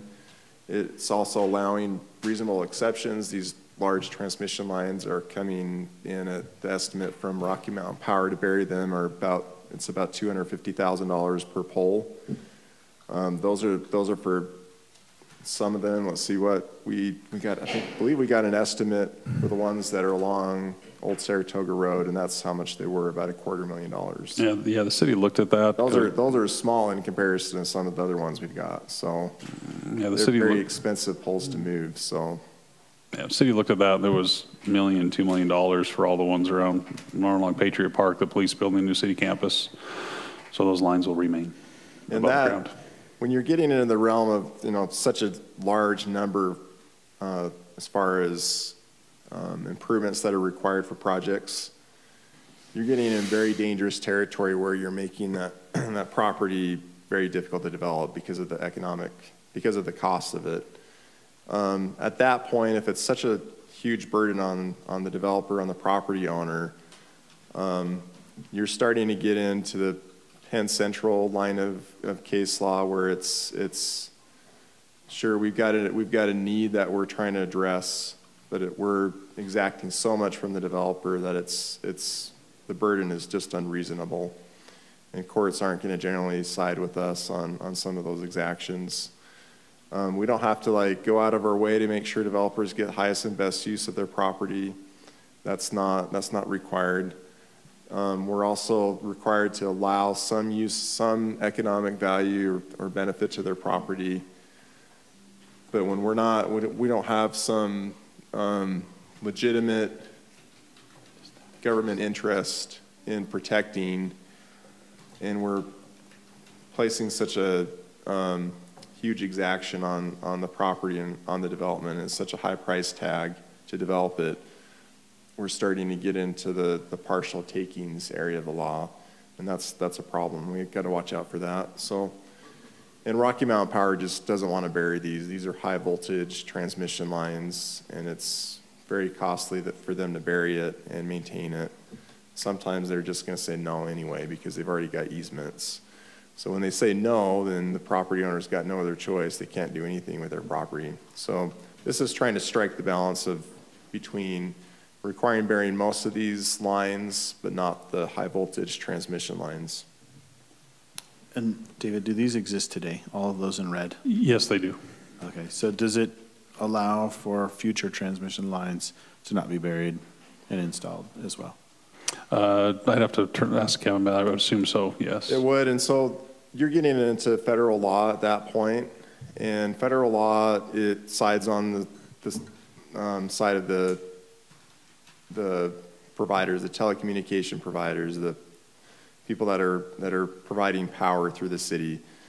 Tooele City ran into some problem, or Tooele County ran into some problems where they were, I believe it was Rocky Mountain Power that was, they wanted to put in a large transmission line through an area of the county, and Tooele said, well, we're fine with you putting it there, but we want you to put it in this location, not in this location. And they went to court, and Tooele County lost. So federal law is going to preempt what we want to do. And these types of facilities, they're going to be able to come in and install them, and federal law is going to trump. Unfortunately, that's just how it works. Thank you. Did you have more that you wanted to present on that? No, that would be the last amendment on this this go around here. Okay, so this is a public hearing. So we're going to go ahead and open public comment on item number 7, code amendments to Title 19, city initiated. Anybody has something about that? Please come forward, come to the podium, tell us your name and address for the record. If you like, right here. My name is Brian Carlisle. Address 11650 South State Street in Draper.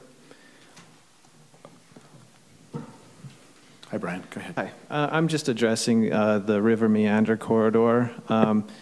So my company is under contract under a piece of property that this would directly affect, and just addressing it as a whole. There are portions of the river that in different areas come close to the road where there's development already that's occurred. There's roads already there that would fall under this sensitive lands. And the particular portion that we're looking at would lose a good portion of its value based off of that code amendment.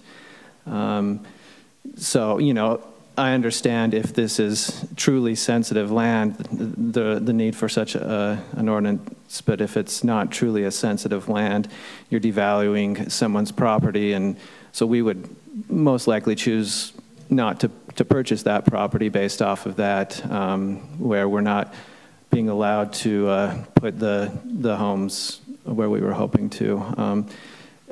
Part of it is this mixed waterfront zone that we're looking to rezone to. We think it's a great zone, a great idea, where you're putting homes reasonably close to the river or various commercial activities with the trails. And some of that would be affected adversely by the Meander Corridor, in my opinion. Thank you. Did you have any questions for us that you wanted us to answer? So this meander corridor, is it been studied out? Is it coming from Jordan River Commission? Or I'm just curious who decides where the meander corridor is? Did you have any other questions? Because what we'll do is we'll close your comments and we'll answer all those. And just verifying, are these sensitive lands, has it been truly studied to the point where, with the understanding that this will devalue some of these properties? That's all. Okay. Thank you. Thank you, Brian. Any other comments tonight? Okay, we're going to close public comment and we'll go to answer these questions. Who'd like to? Just a moment. If you'd like to come forward, we can open. For the record, we need you to be in the microphone. Everything's recorded and all that. Hi there. Yes. Could you tell us your name? Any other people here that own property along the river? What's your name and address? Lillian Allred, and I own the first old rundown farm that is just south of this building. Okay, thank you, Lillian. Please go ahead. Time's yours. So where's some more of the people that own property along the river?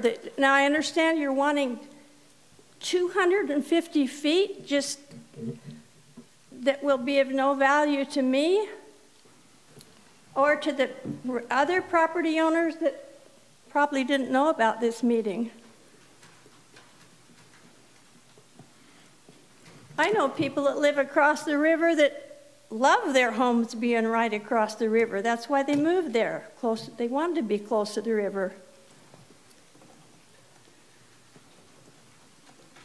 So whose decision was it and why?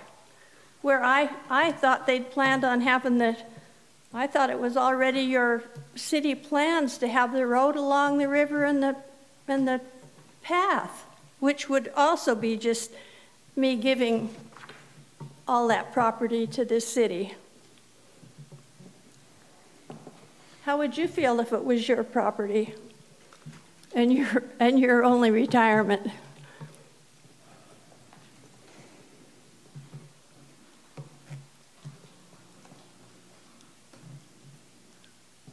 We're taking all of your questions. So the way that this works is you ask all the questions, I'm writing them down, okay. And then we're going to address those as soon as you're done. Okay. And then we'll respond. We'll have people here answer your questions. How about have a meeting when some of the other people that own property along the river could be here?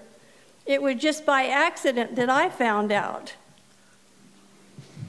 And I imagine that none of the other people knew, or I would certainly hope they'd have been here. I mean, there's quite a few more. Mr. Chu owns, what, 60-something acres just north of me?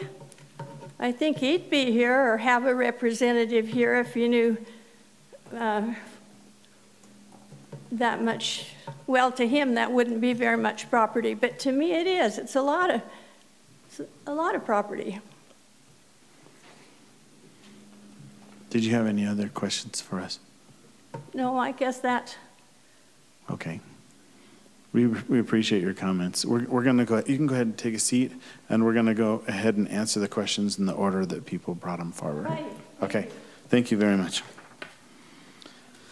Okay, so we're going to close public comment again, and we're going to address Brian Carlisle's questions. Who would like to take a stab at those? If you need help, we have Yeah, notes. if you just want to bring up the questions, we'll go have a go at it. Okay, so the questions that he had were, there's a meander corridor. Was it studied out from where?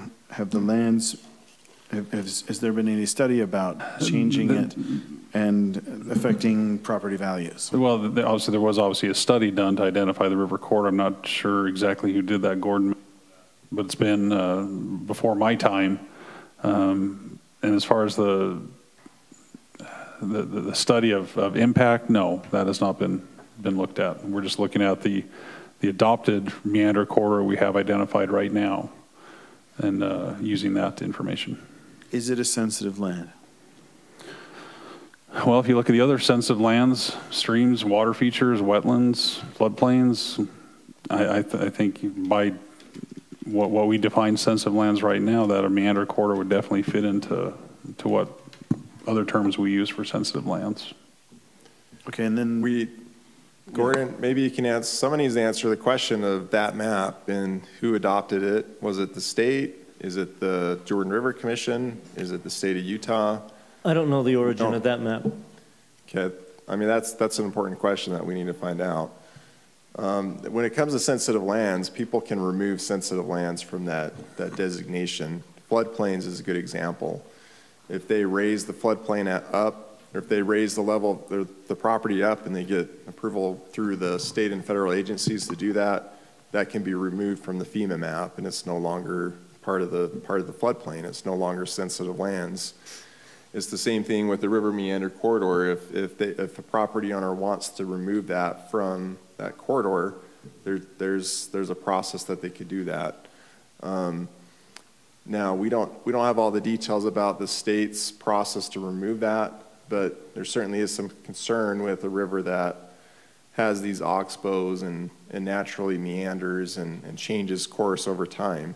If someone can prove and they can come in and demonstrate that they're going to take appropriate measures to protect the property from that happening, that theoretically could be used or removed from the river meander corridor.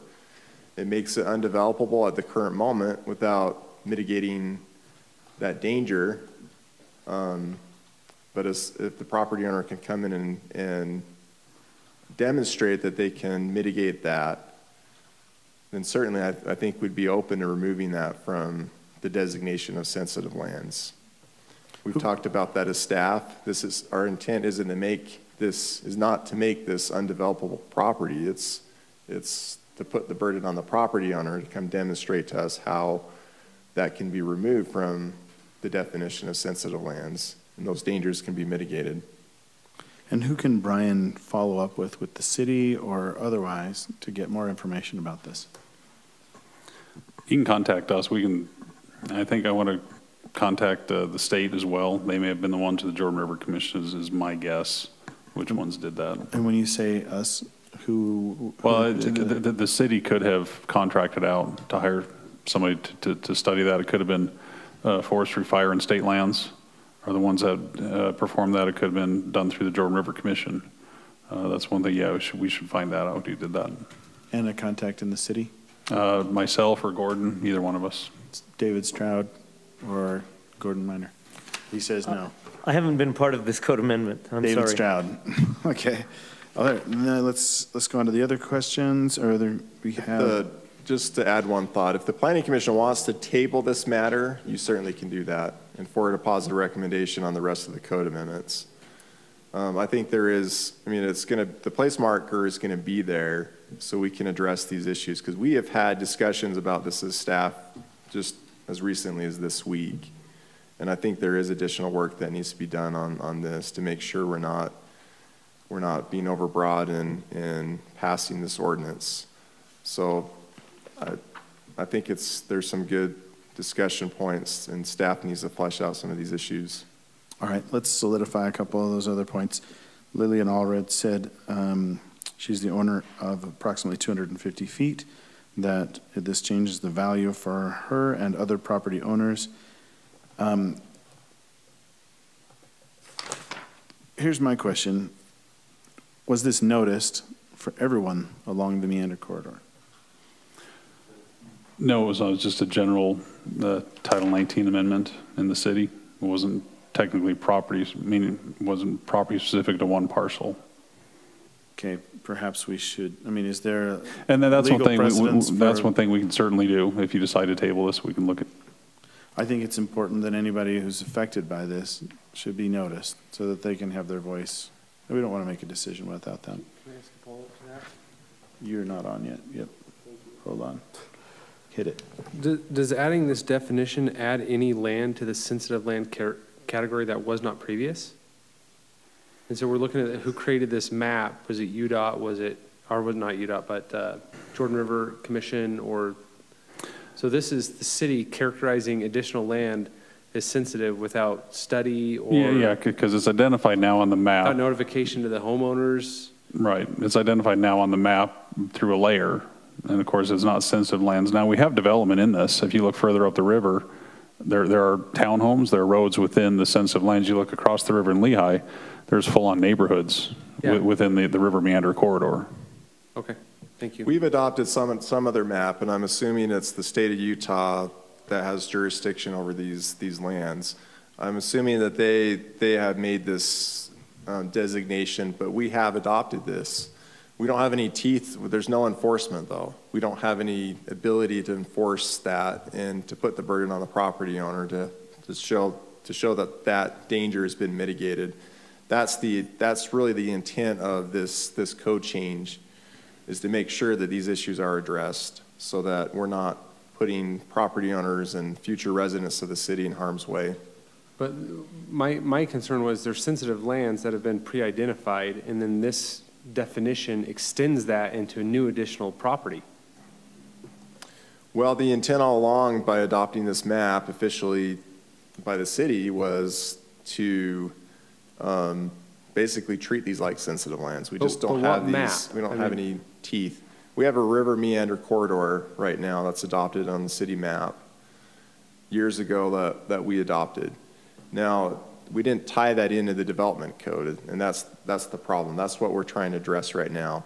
We're trying to make sure that we are addressing this danger and not allowing development to happen in this river meander corridor without the danger of the river meander corridor being addressed. So the city has previously identified all of this property under question in a map in the past. Right, but there's no tie into the development code. Okay. And that's what we're attempting to do tonight. Commissioner Kilgore? I think you just answered my question. I was going to ask, if we don't adopt this code, what happens? But I guess then we're at the status quo, which is that there's no way for us to make any requirements on development. That's on developers. Right. Utah law says we can't impose unexpressed conditions on development. Right. So even though we have this map and even though we've identified it as a concern, then we can't make that a condition of development unless we have to have the tie-in somehow. And we didn't feel like we did. And we felt like it was a blind spot that we needed to address it somehow.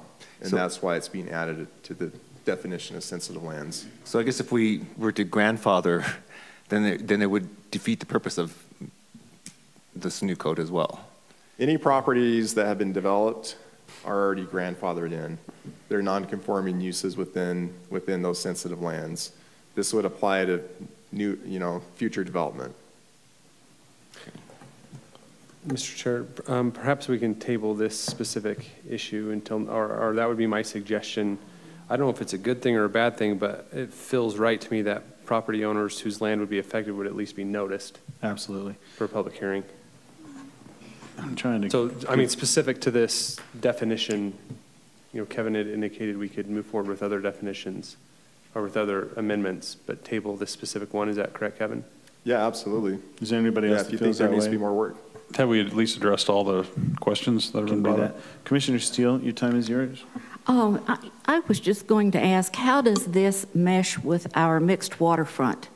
Because we have some protections in there with the mixed waterfront, and I suspect many of these undeveloped lands fall under that,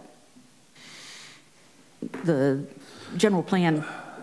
Yeah, I'm of the opinion that when you look at the definition of the mixed waterfront zone, it encourages development near the water, where the sensitive lands, then if you place the sensitive lands on it, then you're pushing development away. You could put, if it's a sensitive lands, it can only be open space or landscaping. Put a road there too. But then you also, the mixed waterfront also requires units between the road, or buildings if you go commercial, between the road and the river. So we need to redo the mixed waterfront as well, then, on the Jordan River. That certainly could be one of the out to do on this one. A lot more notices to do. So Lillian and Brian, thank you for your comments tonight. You've sparked. Just a moment. I just wanted to say something. thank you for your comments, and they have sparked some interest in us, and we will probably table this and make sure that it is noticed to all of the landowners that would be affected. So that was a good comment. Public comment has been closed, but you can follow up with one of the city after we close this meeting. After we're done, we can talk to you. Okay, that'd be great. You bet. Do we have some other comments? Commissioner Kilgore. So regarding the, what was it again? The ADUs, the accessory dwelling units. So I guess all other requirements like lighting, signage, landscaping, etc., stays the same for the ADU as with the primary residence. Yeah, nothing changes as far as that goes. Okay. How does this ADU now relate to the Chapter 19.05.11 accessory buildings in residential development? Accessory buildings refers to like a garage, a shed. You can still do that, but you still can't build an ADU there because it's by the table, you're not allowed to do that. Okay. So it's still separate items. Okay. And then can a mobile home be considered to be an ADU because it doesn't, the ADU, if it has its own separate entrance, has its own separate meter, all that stuff, it just happens to be mobile rather than stationary and permanent. Obviously, building code issues would come into play. Minimum size of dwellings would come into play. Your accessory structure requirements would come into play. I think it'd be pretty tough to try and call a mobile home a accessory. I think what I've seen in CCNRs in Tooele County, they call that a temporary unit where it's not actually affixed to the ground. So maybe you have some wording in there that addresses temporary versus permanent structures. Yeah, because I thought the ADU code as written requires it to look like the primary structure on the outside, but I didn't think it had to have the same, studs and all that, or does it? Can you repeat that? Yeah, so I thought the ADU code as written requires the structure, the exterior of the structure to look like the primary residence or the primary structure, but it doesn't say that it has to be built just like it with the same studs and everything. So if that's the case, then a mobile home that looks on the outside like the primary structure would be allowed. Is that what you're interpreting? I'm just wondering. And if we don't want that, then we probably should have some kind of a definition. Can you differentiate between accessory units and accessory dwelling units? Were you referring to dwelling units? Because I don't think the code does. The code does have some reference to dwelling units, but I think that the accessory units had the code that said you have to have the look and feel of the house. Yeah. So on the ADU code right now, I thought it says it's supposed to look like the outside. Well, we don't have an ADU code. We're only looking at a definition. I'm sorry, as written for this draft. Yeah, we're just trying to define what an ADU is. Right. I think that's a legitimate concern. We can add that. I would just recommend that if you're concerned about that, include that as part of your motion. Staff will address that and tighten up that language. I'm thinking maybe you want to call it permanent, like a permanent structure as well. Just add that in there, unless the city doesn't care. I'm just wondering where the city stands on it. If a mobile home is okay, then fine, but. We do. Mobile homes are defined in the code in another place, and they're restricted, and so we would want that restriction as well. Okay. Yeah, because the way ADU is written here, so far, it looks like it could allow for a mobile unit that looks like the primary structure. Commissioner Steele's been waiting for a long time to comment. Yes, because there is a state law that says that a mobile home can be put on any residential lot. And as long as it's on a permanent foundation, as long as it is comparable to the other residences, and I would question whether we could even stop that. Oh, okay. That's a manufactured home, which is a different type of animal. But yeah, you're right about trailers that. would be different than a manufactured home. It has to meet the definition in the building code, but we're not talking like RVs and things like that, but. Right, but. But if it's able to be attached to I think I know what you're talking about. We'll look into that as staff. I think that's a good concern that we'll address. I'm afraid if we have to allow it one place, we might have to allow it as an accessory dwelling unit if we allow detached. And so if you would look into that, that would help. And, Okay. and I don't know if our Commissioner Kilgore is done or not. He's not. Yeah, I have a couple more. Okay, go ahead. Okay. Thank you for letting me. Do you get need that us in. to come back to you? No problem. And then, yes, come back to me, Okay, we'll please. come back to you. So let's see. So if we have little control over where new power lines come in, is there any way for us to prevent? Like I think it's Riverton, when you're on Redwood Road and you're going up towards Bangalore, there are homes underneath these huge power line structures. Just homes just sitting underneath them. Is that something that we can prevent, or I don't know which came first, the power lines or the homes or what, but that just doesn't seem aesthetic. So, is that something we can prevent, or is There's just been not something we can studies prevent? that We've the got induced that in our city. electromagnetic fields can create cancer. Yeah, that's another possibility. Yeah, we've got that in our city, like in Jacobs Ranch, for instance. There's some very large transmission lines that go through that project.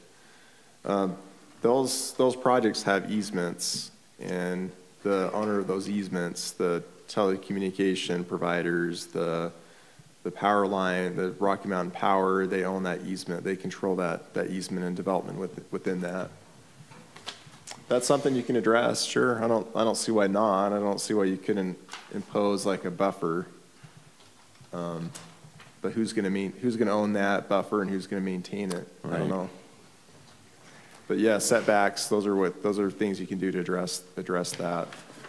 But federal law would prohibit us from having a whole lot of control over whether or not those new telecommunication facilities come in.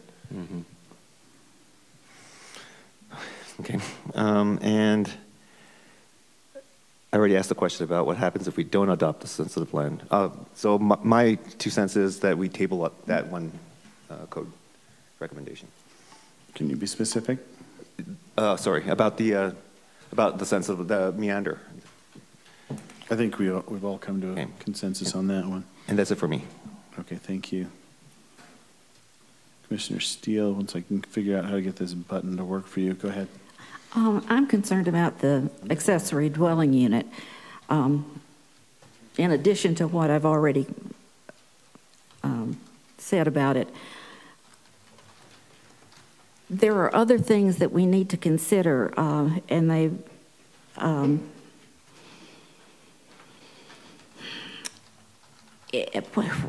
utilities, number one. Do they need a separate water line? Do they need a separate electric meter? Do they need a separate gas meter? And then there are, mail facilities. And how do you address that? That needs to all be thought about before we jump into this. Well, and one thing we need to look at too, we're just looking at a definition. We're not really setting standards. I mean, the whole standards that come in at another time if the city ever decides let's open up ADUs to the entire city or new development, whatever it may be.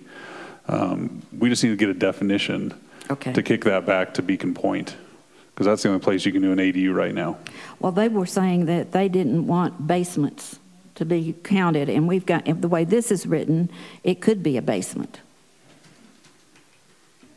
So if we're doing it for Beacon Point, we need to address that portion of it.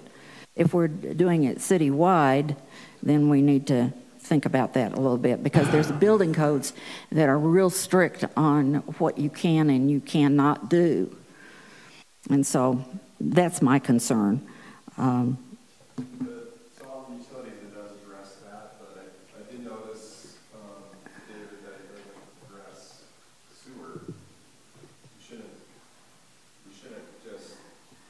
Limited to electric gas, and culinary water. It should include all facilities, all utilities. Okay.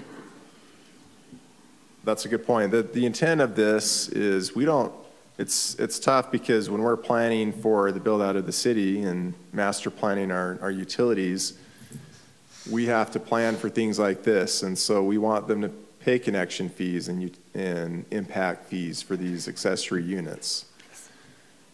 And because we have to be able to provide services to these ADUs, and we have to have capacity in our system. So we have to plan on if this is going to be a full residential unit, because it really could be. It could have the same impact as a single-family home could. Well, and with that being said, then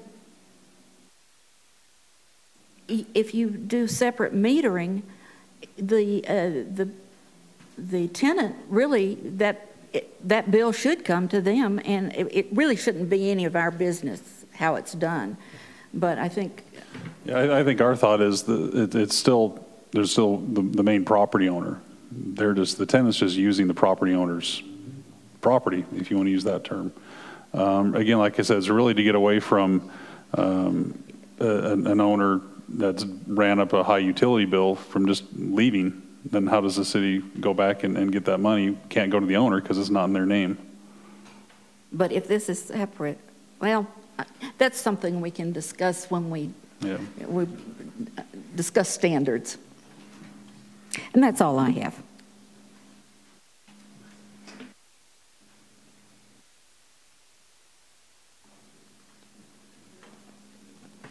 Okay, Commissioner Karn.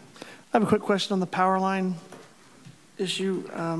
At one point, I thought power lines were being buried along Redwood in different areas. Is that not going to happen now?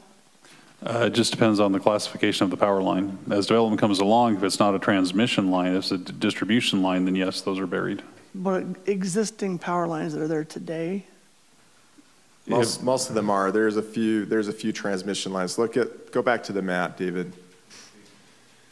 So the majority of them are being buried along Redwood Road. Can you zoom in so we can see Redwood Road a little more clear? I'm not sure you can zoom in on that. It's basically south of 4 South. South of 4 South is going underground? The transmission line comes down. Do you know where the Jacobs Ranch Trail is and that power line corridor? Hmm? And then it comes down and it runs along Redwood Road for a short distance Right by until Beacon about 400 Point, it south. runs along there. Those are transmission lines, right? I believe so, yeah. Uh-huh. That are right on Redwood, right there. Yeah, everything south of 4th, that stays above. Okay. And then everything north of there is actually just a standard transmission, or not Well, there's transmission, some but other power distribution lines lines. right on Redwood, though, south of 4th, that are going underground. Jacobs Ranch is underground. Yes. That was the code. The one that kind of, so There's one that comes south on Redwood, then jumps Redwood to the east side of Redwood, then continues south, and then goes underground at Centennial. But I was told that the stuff on the east side of Redwood's going underground. But the current code We need says to- that when we need to as we zoom in develop on it, it goes underground. Unless it's big. Nothing's big. Big enough. I guess that's an issue I can take offline. Those big ones, you know them when you see them. I mean, they're big. Yeah, I know the big one you're talking about. I mean, one of those power lines is right on the curb of Redwood. It's not movable. Yeah.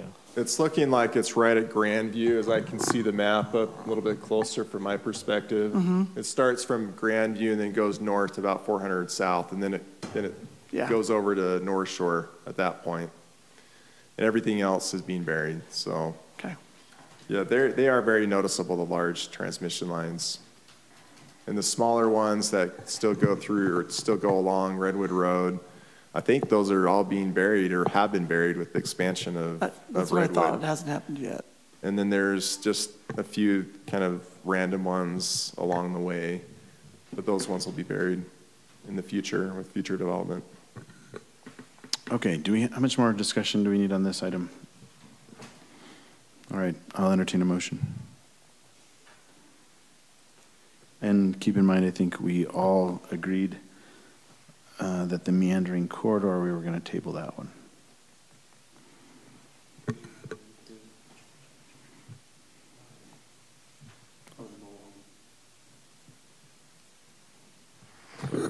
So we had talked about two things, the river meander and for staff to work on the mobile home accessory dwelling issue. I think we could still pass the ADU, right? Because the mobile home could be in the standards. Mm-hmm. If that's the case, I'm good with that. Yeah, I think I'm okay, because especially if the law already requires it, then the ADU is fine. It just has to be defined in standards. So based on the evidence and explanations received today, we good? Keep going. All right. I move to approve the proposed amendments to section 1902. Are one of these sections the meandering? It's, you've got two definitions there, the ADU and meander are in the same 1902, so you'll need to, Okay, need so to I'll finish this and exclude the meander. So the proposed amendments to section 1902, 1904, and 1913 is identified by staff, but the findings and conditions contained in the staff report dated February 20th, 2019, with the exception of the meandering river section to be further discussed and noticed. We have a motion, Commissioner Carn. Second? Second. We have a tie. Who wants it? Good, sir. Commissioner Kilgore has the second on that. Any question on the motion? All in favor? Aye. Any opposed? Motion passes unanimously. Okay, item number 8, approval of minutes. Everybody had a chance to read them? If so, I'll entertain a motion.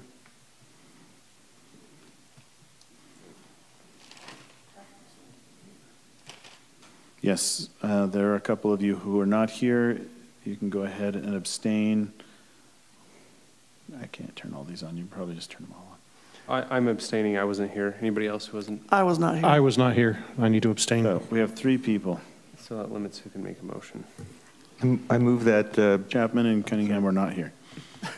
Go ahead. I move that we adopt the minutes for the Planning Commission meeting held on February 7th, 2019. We have a motion, Commissioner Kilgore. Second? Second. All right, Commissioner Anderson, second. Any question on the motion? All in favor? Aye. Any opposed? Motion passes unanimously. Reports of action.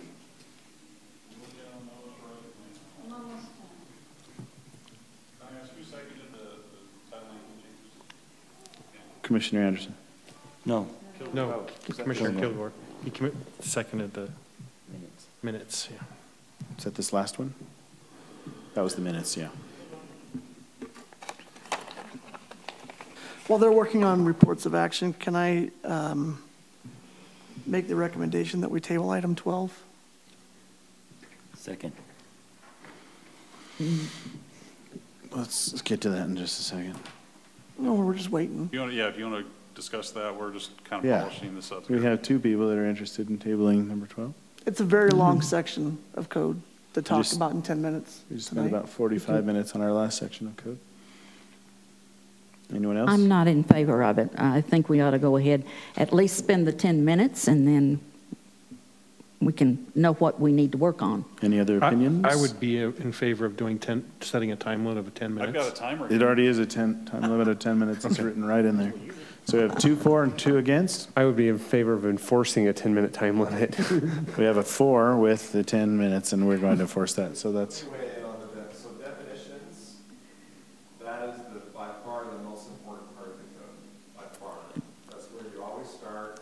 That's where all the litigation happens. It's all over definitions. Sorry, That could is you repeat so that? important.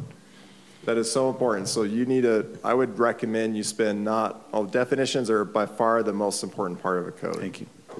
And that's where the litigation happens. That's so important. So I would recommend you not just spend tonight on definitions, but probably the next few meetings talking about definitions. That's where you need to spend your time, because that is the most important portion. Can I ask the question, is everyone ready to discuss definitions, or do you want to, based on what Kevin has said, more time to go back and read them? And Well, first of all, we're allowing you to finish up with item number 8, so, or whatever it was, but what do you Maybe think? we even say we break it up, you know, A through, because they're all alphabetical. Well, we've always agreed that we'd only spend 10 minutes on code review anyway. Let's spend the 10 minutes. We'll spend the 10 minutes, and yes, we can probably do more. So that way we can satisfy our suggestion and everybody else's desires here. Should we switch to something else besides reports of action? Can you No, I think can you we're ready. multitask? You ready? Okay, let's have it. I'm going to need to pull it up. I put it in the staff presentations folder. Let's have everybody on. There we go. Yeah. Well, no, it's in the planning folder. Yeah. moving file folders around on the Right. server. While he's doing that, I would say that to get out of here before 9 or 10, we've been doing that, but that has not always been the norm. And to think that we can't spend some time. I have it pulled up here, so that's why. You can just go ahead and do that. That's fine. You can have Ooh, that's weird. You ready? I wasn't going to read it. Okay, this is for Star Haven preliminary plat. This is the report of action, meeting date, preliminary plat. I don't have any control. Thank you. I like control. So there's a positive recommendation. Actually, yeah. We don't have it up on the screen yet. Oh. It's on one of the screens, but on your screen, but not On our theirs. screen. Have to do a motion. We're seeing Saratoga Springs, life's just better here. Is this an ad? Yes. Here, maybe. There. Tiny. Larger. But it's a weird Just color hit and Control stuff. plus, it'll zoom in. It's Control plus on the keyboard. No. No. Delayed. I don't know. Am I doing it? No. Okay, well, this is really hard to see, but it says approval, staff presentation, and then it talks about see staff reports, no concerns raised by the public, planning commission discussion. We have Ken Kilgore, are you willing to comply with all the conditions of the staff report? The applicant replied that they are. Secondary access, explanation as to why it is needed. Then we go down to Troy. Community garden piece, who owns that? The applicant responded that there's a question on the ownership. Planner Shepherd responded that this will eventually be deeded to the applicant and they will be responsible for installation and maintenance. And then Sanders. You need to strike the R, that this R will eventually. Area will eventually, maybe that's what you're trying to say. Oh yeah, it's an area. Excuse me, but No, good, that's good. You could read that? Well, but it, okay. She has her glasses on. Whoa. No, this, would you like for me to read it to you?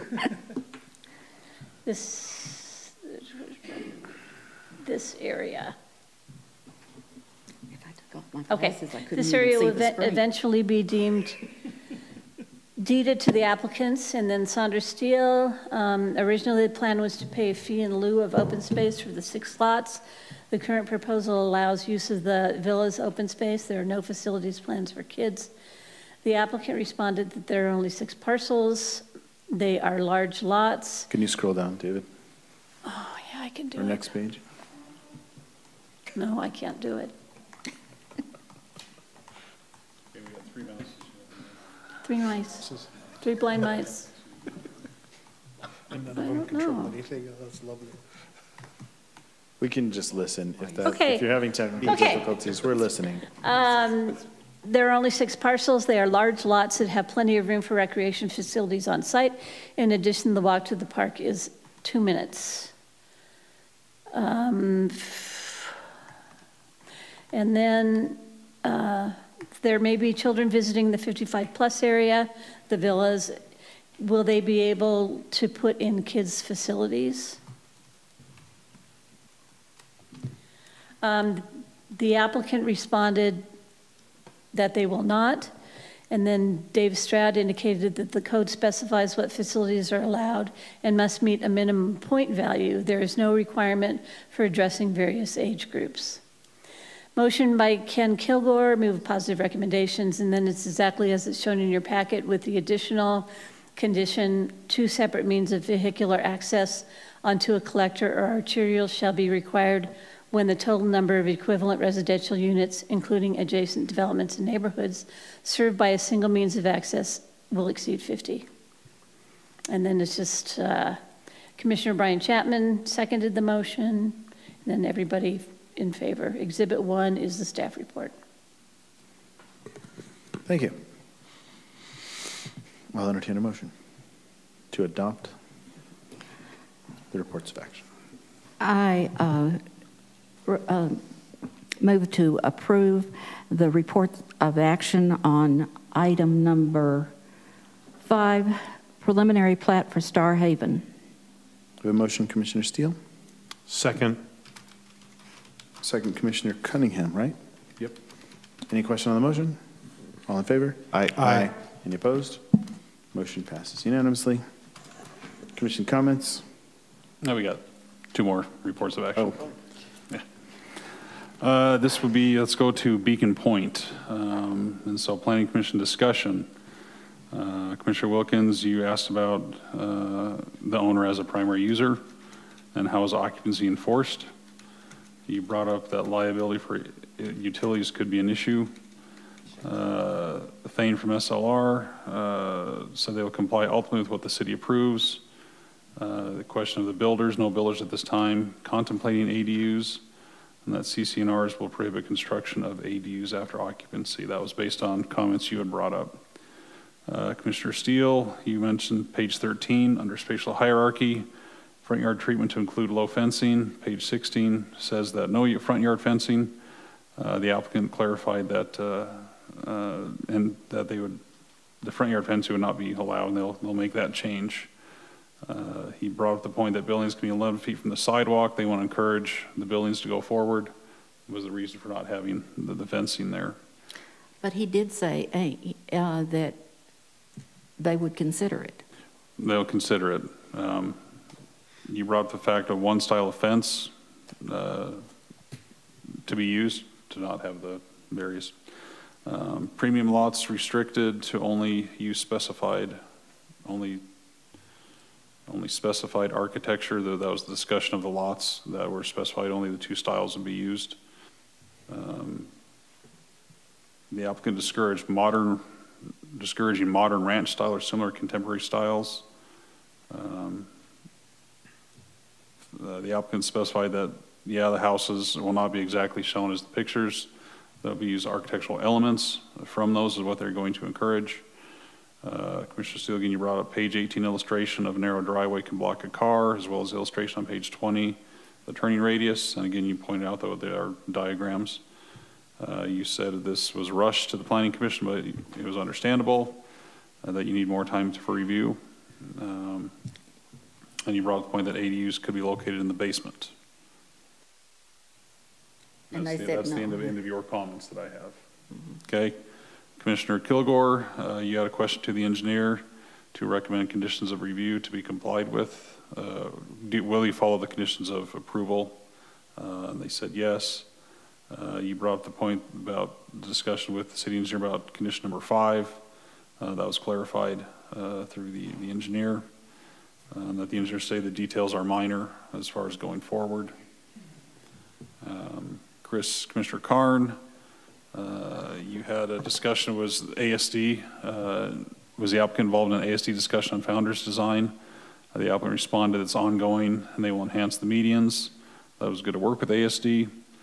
There's a discussion of 1A and monument signs. The applicant said that no, they were not going to do those. possibly entrance parks may have signs in the future. They're not contemplating those at this time. The applicants state the special use area may have a monument sign.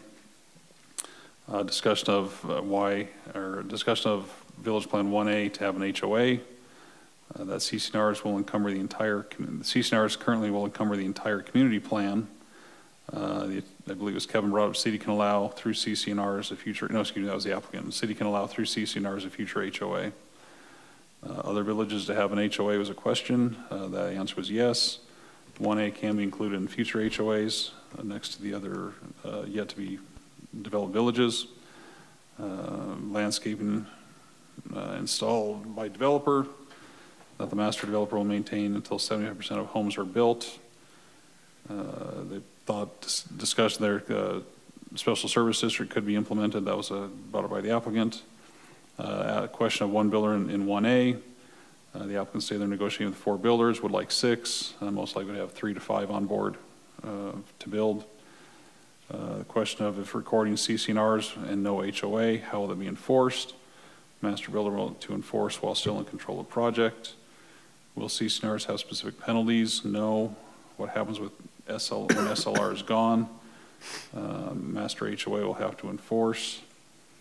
The discussion of that in 15 years, neighbors are responsible to enforce, and you say you hope they become part of the master HOA. And that was Commissioner Carn's comments. And Kevin discussed if there's no HOA, the city becomes the enforcer. Under new law to discuss the small cell wireless issue, that Founders Boulevard could have small cell wireless. Discussion of the width of the streets and the technicalities of that. And the applicant did state that Founders is always slated to be wider than 60 feet wide, so that opened the door for those, for that use. Motion by Commissioner Carn to approve the standard conditions and findings, and Commissioner Kilgore seconded the motion with all stating aye. Okay. Let's go on to, oh, you got your motion on that. We have to do that one. Yeah. I'll entertain a motion. And can you give us the title of that one just to remind whoever's doing the motion? That is Beacon Point Village Plan 1A. Thank you. I move that we adopt the reports of action for public for Village Plan 1A, Beacon Point. We have a motion from Commissioner Steele. Second. Second from Commissioner Kilgore. Any question on the motion? All in favor? Aye. Aye. Any opposed? Motion passes unanimously. Back to you. All right, we'll try and make sense of this since we kind of had a few back and forth on different amendments here. Under the staff presentation, city attorney said the property could be removed from the meander corridor. State laws will apply. Developer can demonstrate if developer can demonstrate removal of sensitive lands, the burden is placed on the property owner. Kevin discussed legal issues of requiring the burial of transmission lines, brought up the Penn Central Supreme Court case, and that there is an extreme cost to burying transmission lines which could affect development of property. Attorney said there's no teeth in the current code to address development in meander corridor and address the danger the corridor presents. There's no tie-in currently to the state code, or excuse me, to the city code. Jumping back to ADU, staff will look into mobile homes as possible accessory dwelling units, modify the definition as needed for that. Back to the power lines, buffer adjacent power lines can be imposed. And then back to ADUs, add separate sewer lines to ADU definition to include those utilities. And that the comment of impact fees need to pay for the ADU impact. We did have 2 comments from the public. Brian Carlisle, he didn't mention this, he's with Bach Homes. I've been actually discussing things with him. He had concerns that the river meander corridor line will negatively affect development of property under contract. Existing development is currently in the corridor. That their value of land will be lost with the meander corridor and sensitive lands. He was okay with true sensitive lands as long as they will not devalue property. The mixed waterfront is desired with his future development, and he asked have the sensitive lands been truly studied with devaluation of properties considered. clarifying thing in my typing here. Then we had Lillian Allred. She's the owner along the river. She stated that 250 feet of her property would then have no value. She said neighbors across the river love living by the river. She said she'd have to give this to the city property for a road and a trail in the future, and that her property is her retirement, and made the statement that Mr. Chu, an adjacent property owner, she said she thinks he may have a concern with this as well. So that was the public comment. Planning Commission discussion, Commissioner Chapman asked of adding acreage to sensitive land. Will this add acreage to sensitive lands? Yes. Commissioner Steele asked, how does this mesh with the mixed waterfront zone? It could be a conflict. I had a comment here, Sandy. I said state law can be located on any residential lot. Typing fast, I don't know what ADU. Can you clarify that? If we don't allow ADUs now, what is state law? Did you say state law? No. State law says that you can put, now our attorney said a manufactured home, but okay. We don't, it's anything that can be made to look like the rest of the neighborhood and is on a permanent foundation. So we clarify that, Kevin, state law says permanent? About like, if it can meet the building code definition of a home, and it can be put on a foundation, we can't say no to that. Okay, let me just clarify. So it's like a manufactured home. I wouldn't be, I suppose it could be mobile home too. Mm-hmm. That's correct. So we can't restrict that, but they can't just plant like an RV or a camper in their backyard and call it good. That's right. That's not what the state law protects. And just to say, I do know that mobile homes, if they're built prior to 70...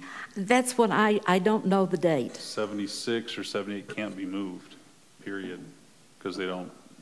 Right, and aluminum wiring, I mean, the building code changed with, anyway. There is that date, but I'm not sure what it is. Okay. Another concern, Sandy, ADU concerns. You had ADU concerns with utilities. Again, did I get this right? Beacon Point does not want basement apartments. Do you state that? That's what I understood. Was that you or is what SLR said? That's what SLR said, I believe. Does anybody else remember that? That SLR did not want to allow basement units, ADUs? I don't remember that we discussed that. I don't think maybe that was I'm part wrong. of it. They have a couple options in their booklet. One that was closer to the home and one that was further back. I don't think it discussed the basements. Well, I think he said something about it, but you might want to talk with them before. Okay, so that was the last comments I had for you, Commissioner Steele. Commissioner Kilgore, what happens if we don't adopt the amendment? Kevin stated that no imposition of unexpressed conditions can be placed. Kevin, you want to clarify that for me? He's asking you a question to clarify your Kevin, statement. can you clarify that? Oh, he said Kilgore. Yeah.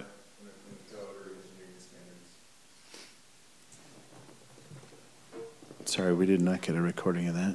Are we doing this because of the quick turnaround of Yes. those city council meetings? Yes. Yeah. So I need to send this to the council. Could you repeat your comment, though? Okay.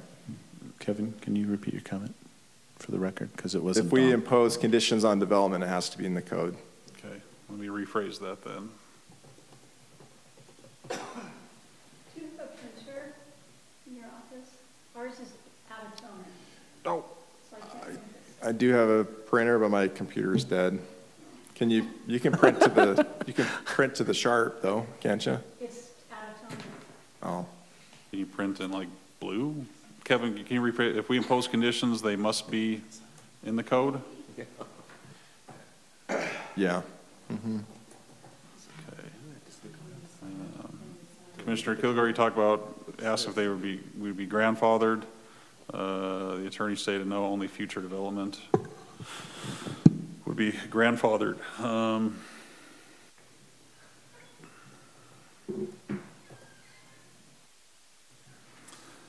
How does this affect accessory structures already in the code? Discussed there's the break of ones that dwelling ones just accessory structure. Then you brought up mobile homes, used as a permanent structure and not temporary. Can the city prevent where the new power lines are located? So we jumped gears again. Hey, David, if you have these all printed out, what we've done previously is to show them on the screen. Yeah. Show them on the screen. Everybody looks at their own comments and sees if there's any changes, and then we can go quicker through it. Okay. Well, Can you do electronic signature? Don't know. Wouldn't that come back? I'm almost done, actually. I got a couple more lines. Should we just keep going then? If, I have a sleeping bag If you can in the back email of my them to me when you're done, I can go back and plug my computer in and print it off my printer. Okay. But I agree, you don't have to read through every single change. You can just have it on the screen. The planning commission can take a few minutes. Yeah, can you put those on the screen? Say it looks good, and then you can move to the next page. Well, there's probably 4 more lines, that's it. So I just continue reading them. Go. Next time we'll do Go it. now. Ken Kilgore, can the city prevent where new power lines are located? Jacobs Ranch was brought up that large power lines are there. Commissioner Kilgore, will new transmission lines be required to go underground? No, federal law will have a say. Has a study been done to identify the impact on property, referring to the Meander corridor? Who performed the study? Not known at this time. Value of losing 250 feet of lane all its property, and then notice all property owners. And Commissioner Carn asked our power lines along Redwood Road to be buried. Then the motion. Made by Commissioner Carn to remove the Meander corridor, and then seconded by Commissioner Kilgore. Okay. He's not here, but we have a quorum. I'll entertain a motion. I move to approve the report of action for the Title 19 Code Amendment. We have a motion. Do we have a second? I second. Second from Commissioner Steele. I think we have 3, don't we? We already did the other This is two. the third. Done, yeah. Okay. We have a motion and a second. Is there a question on the motion? All in favor? Aye. Opposed? Motion passes unanimously. Okay, I will Is email that all these. 3, David? Yeah, yep. I will email these to Kevin. Commission comments. Director's report. You're on a blank. Let's just go with none right at the moment. Do you have any idea what's coming up for our next meeting? Yes, I can look at that right now. Well, nothing?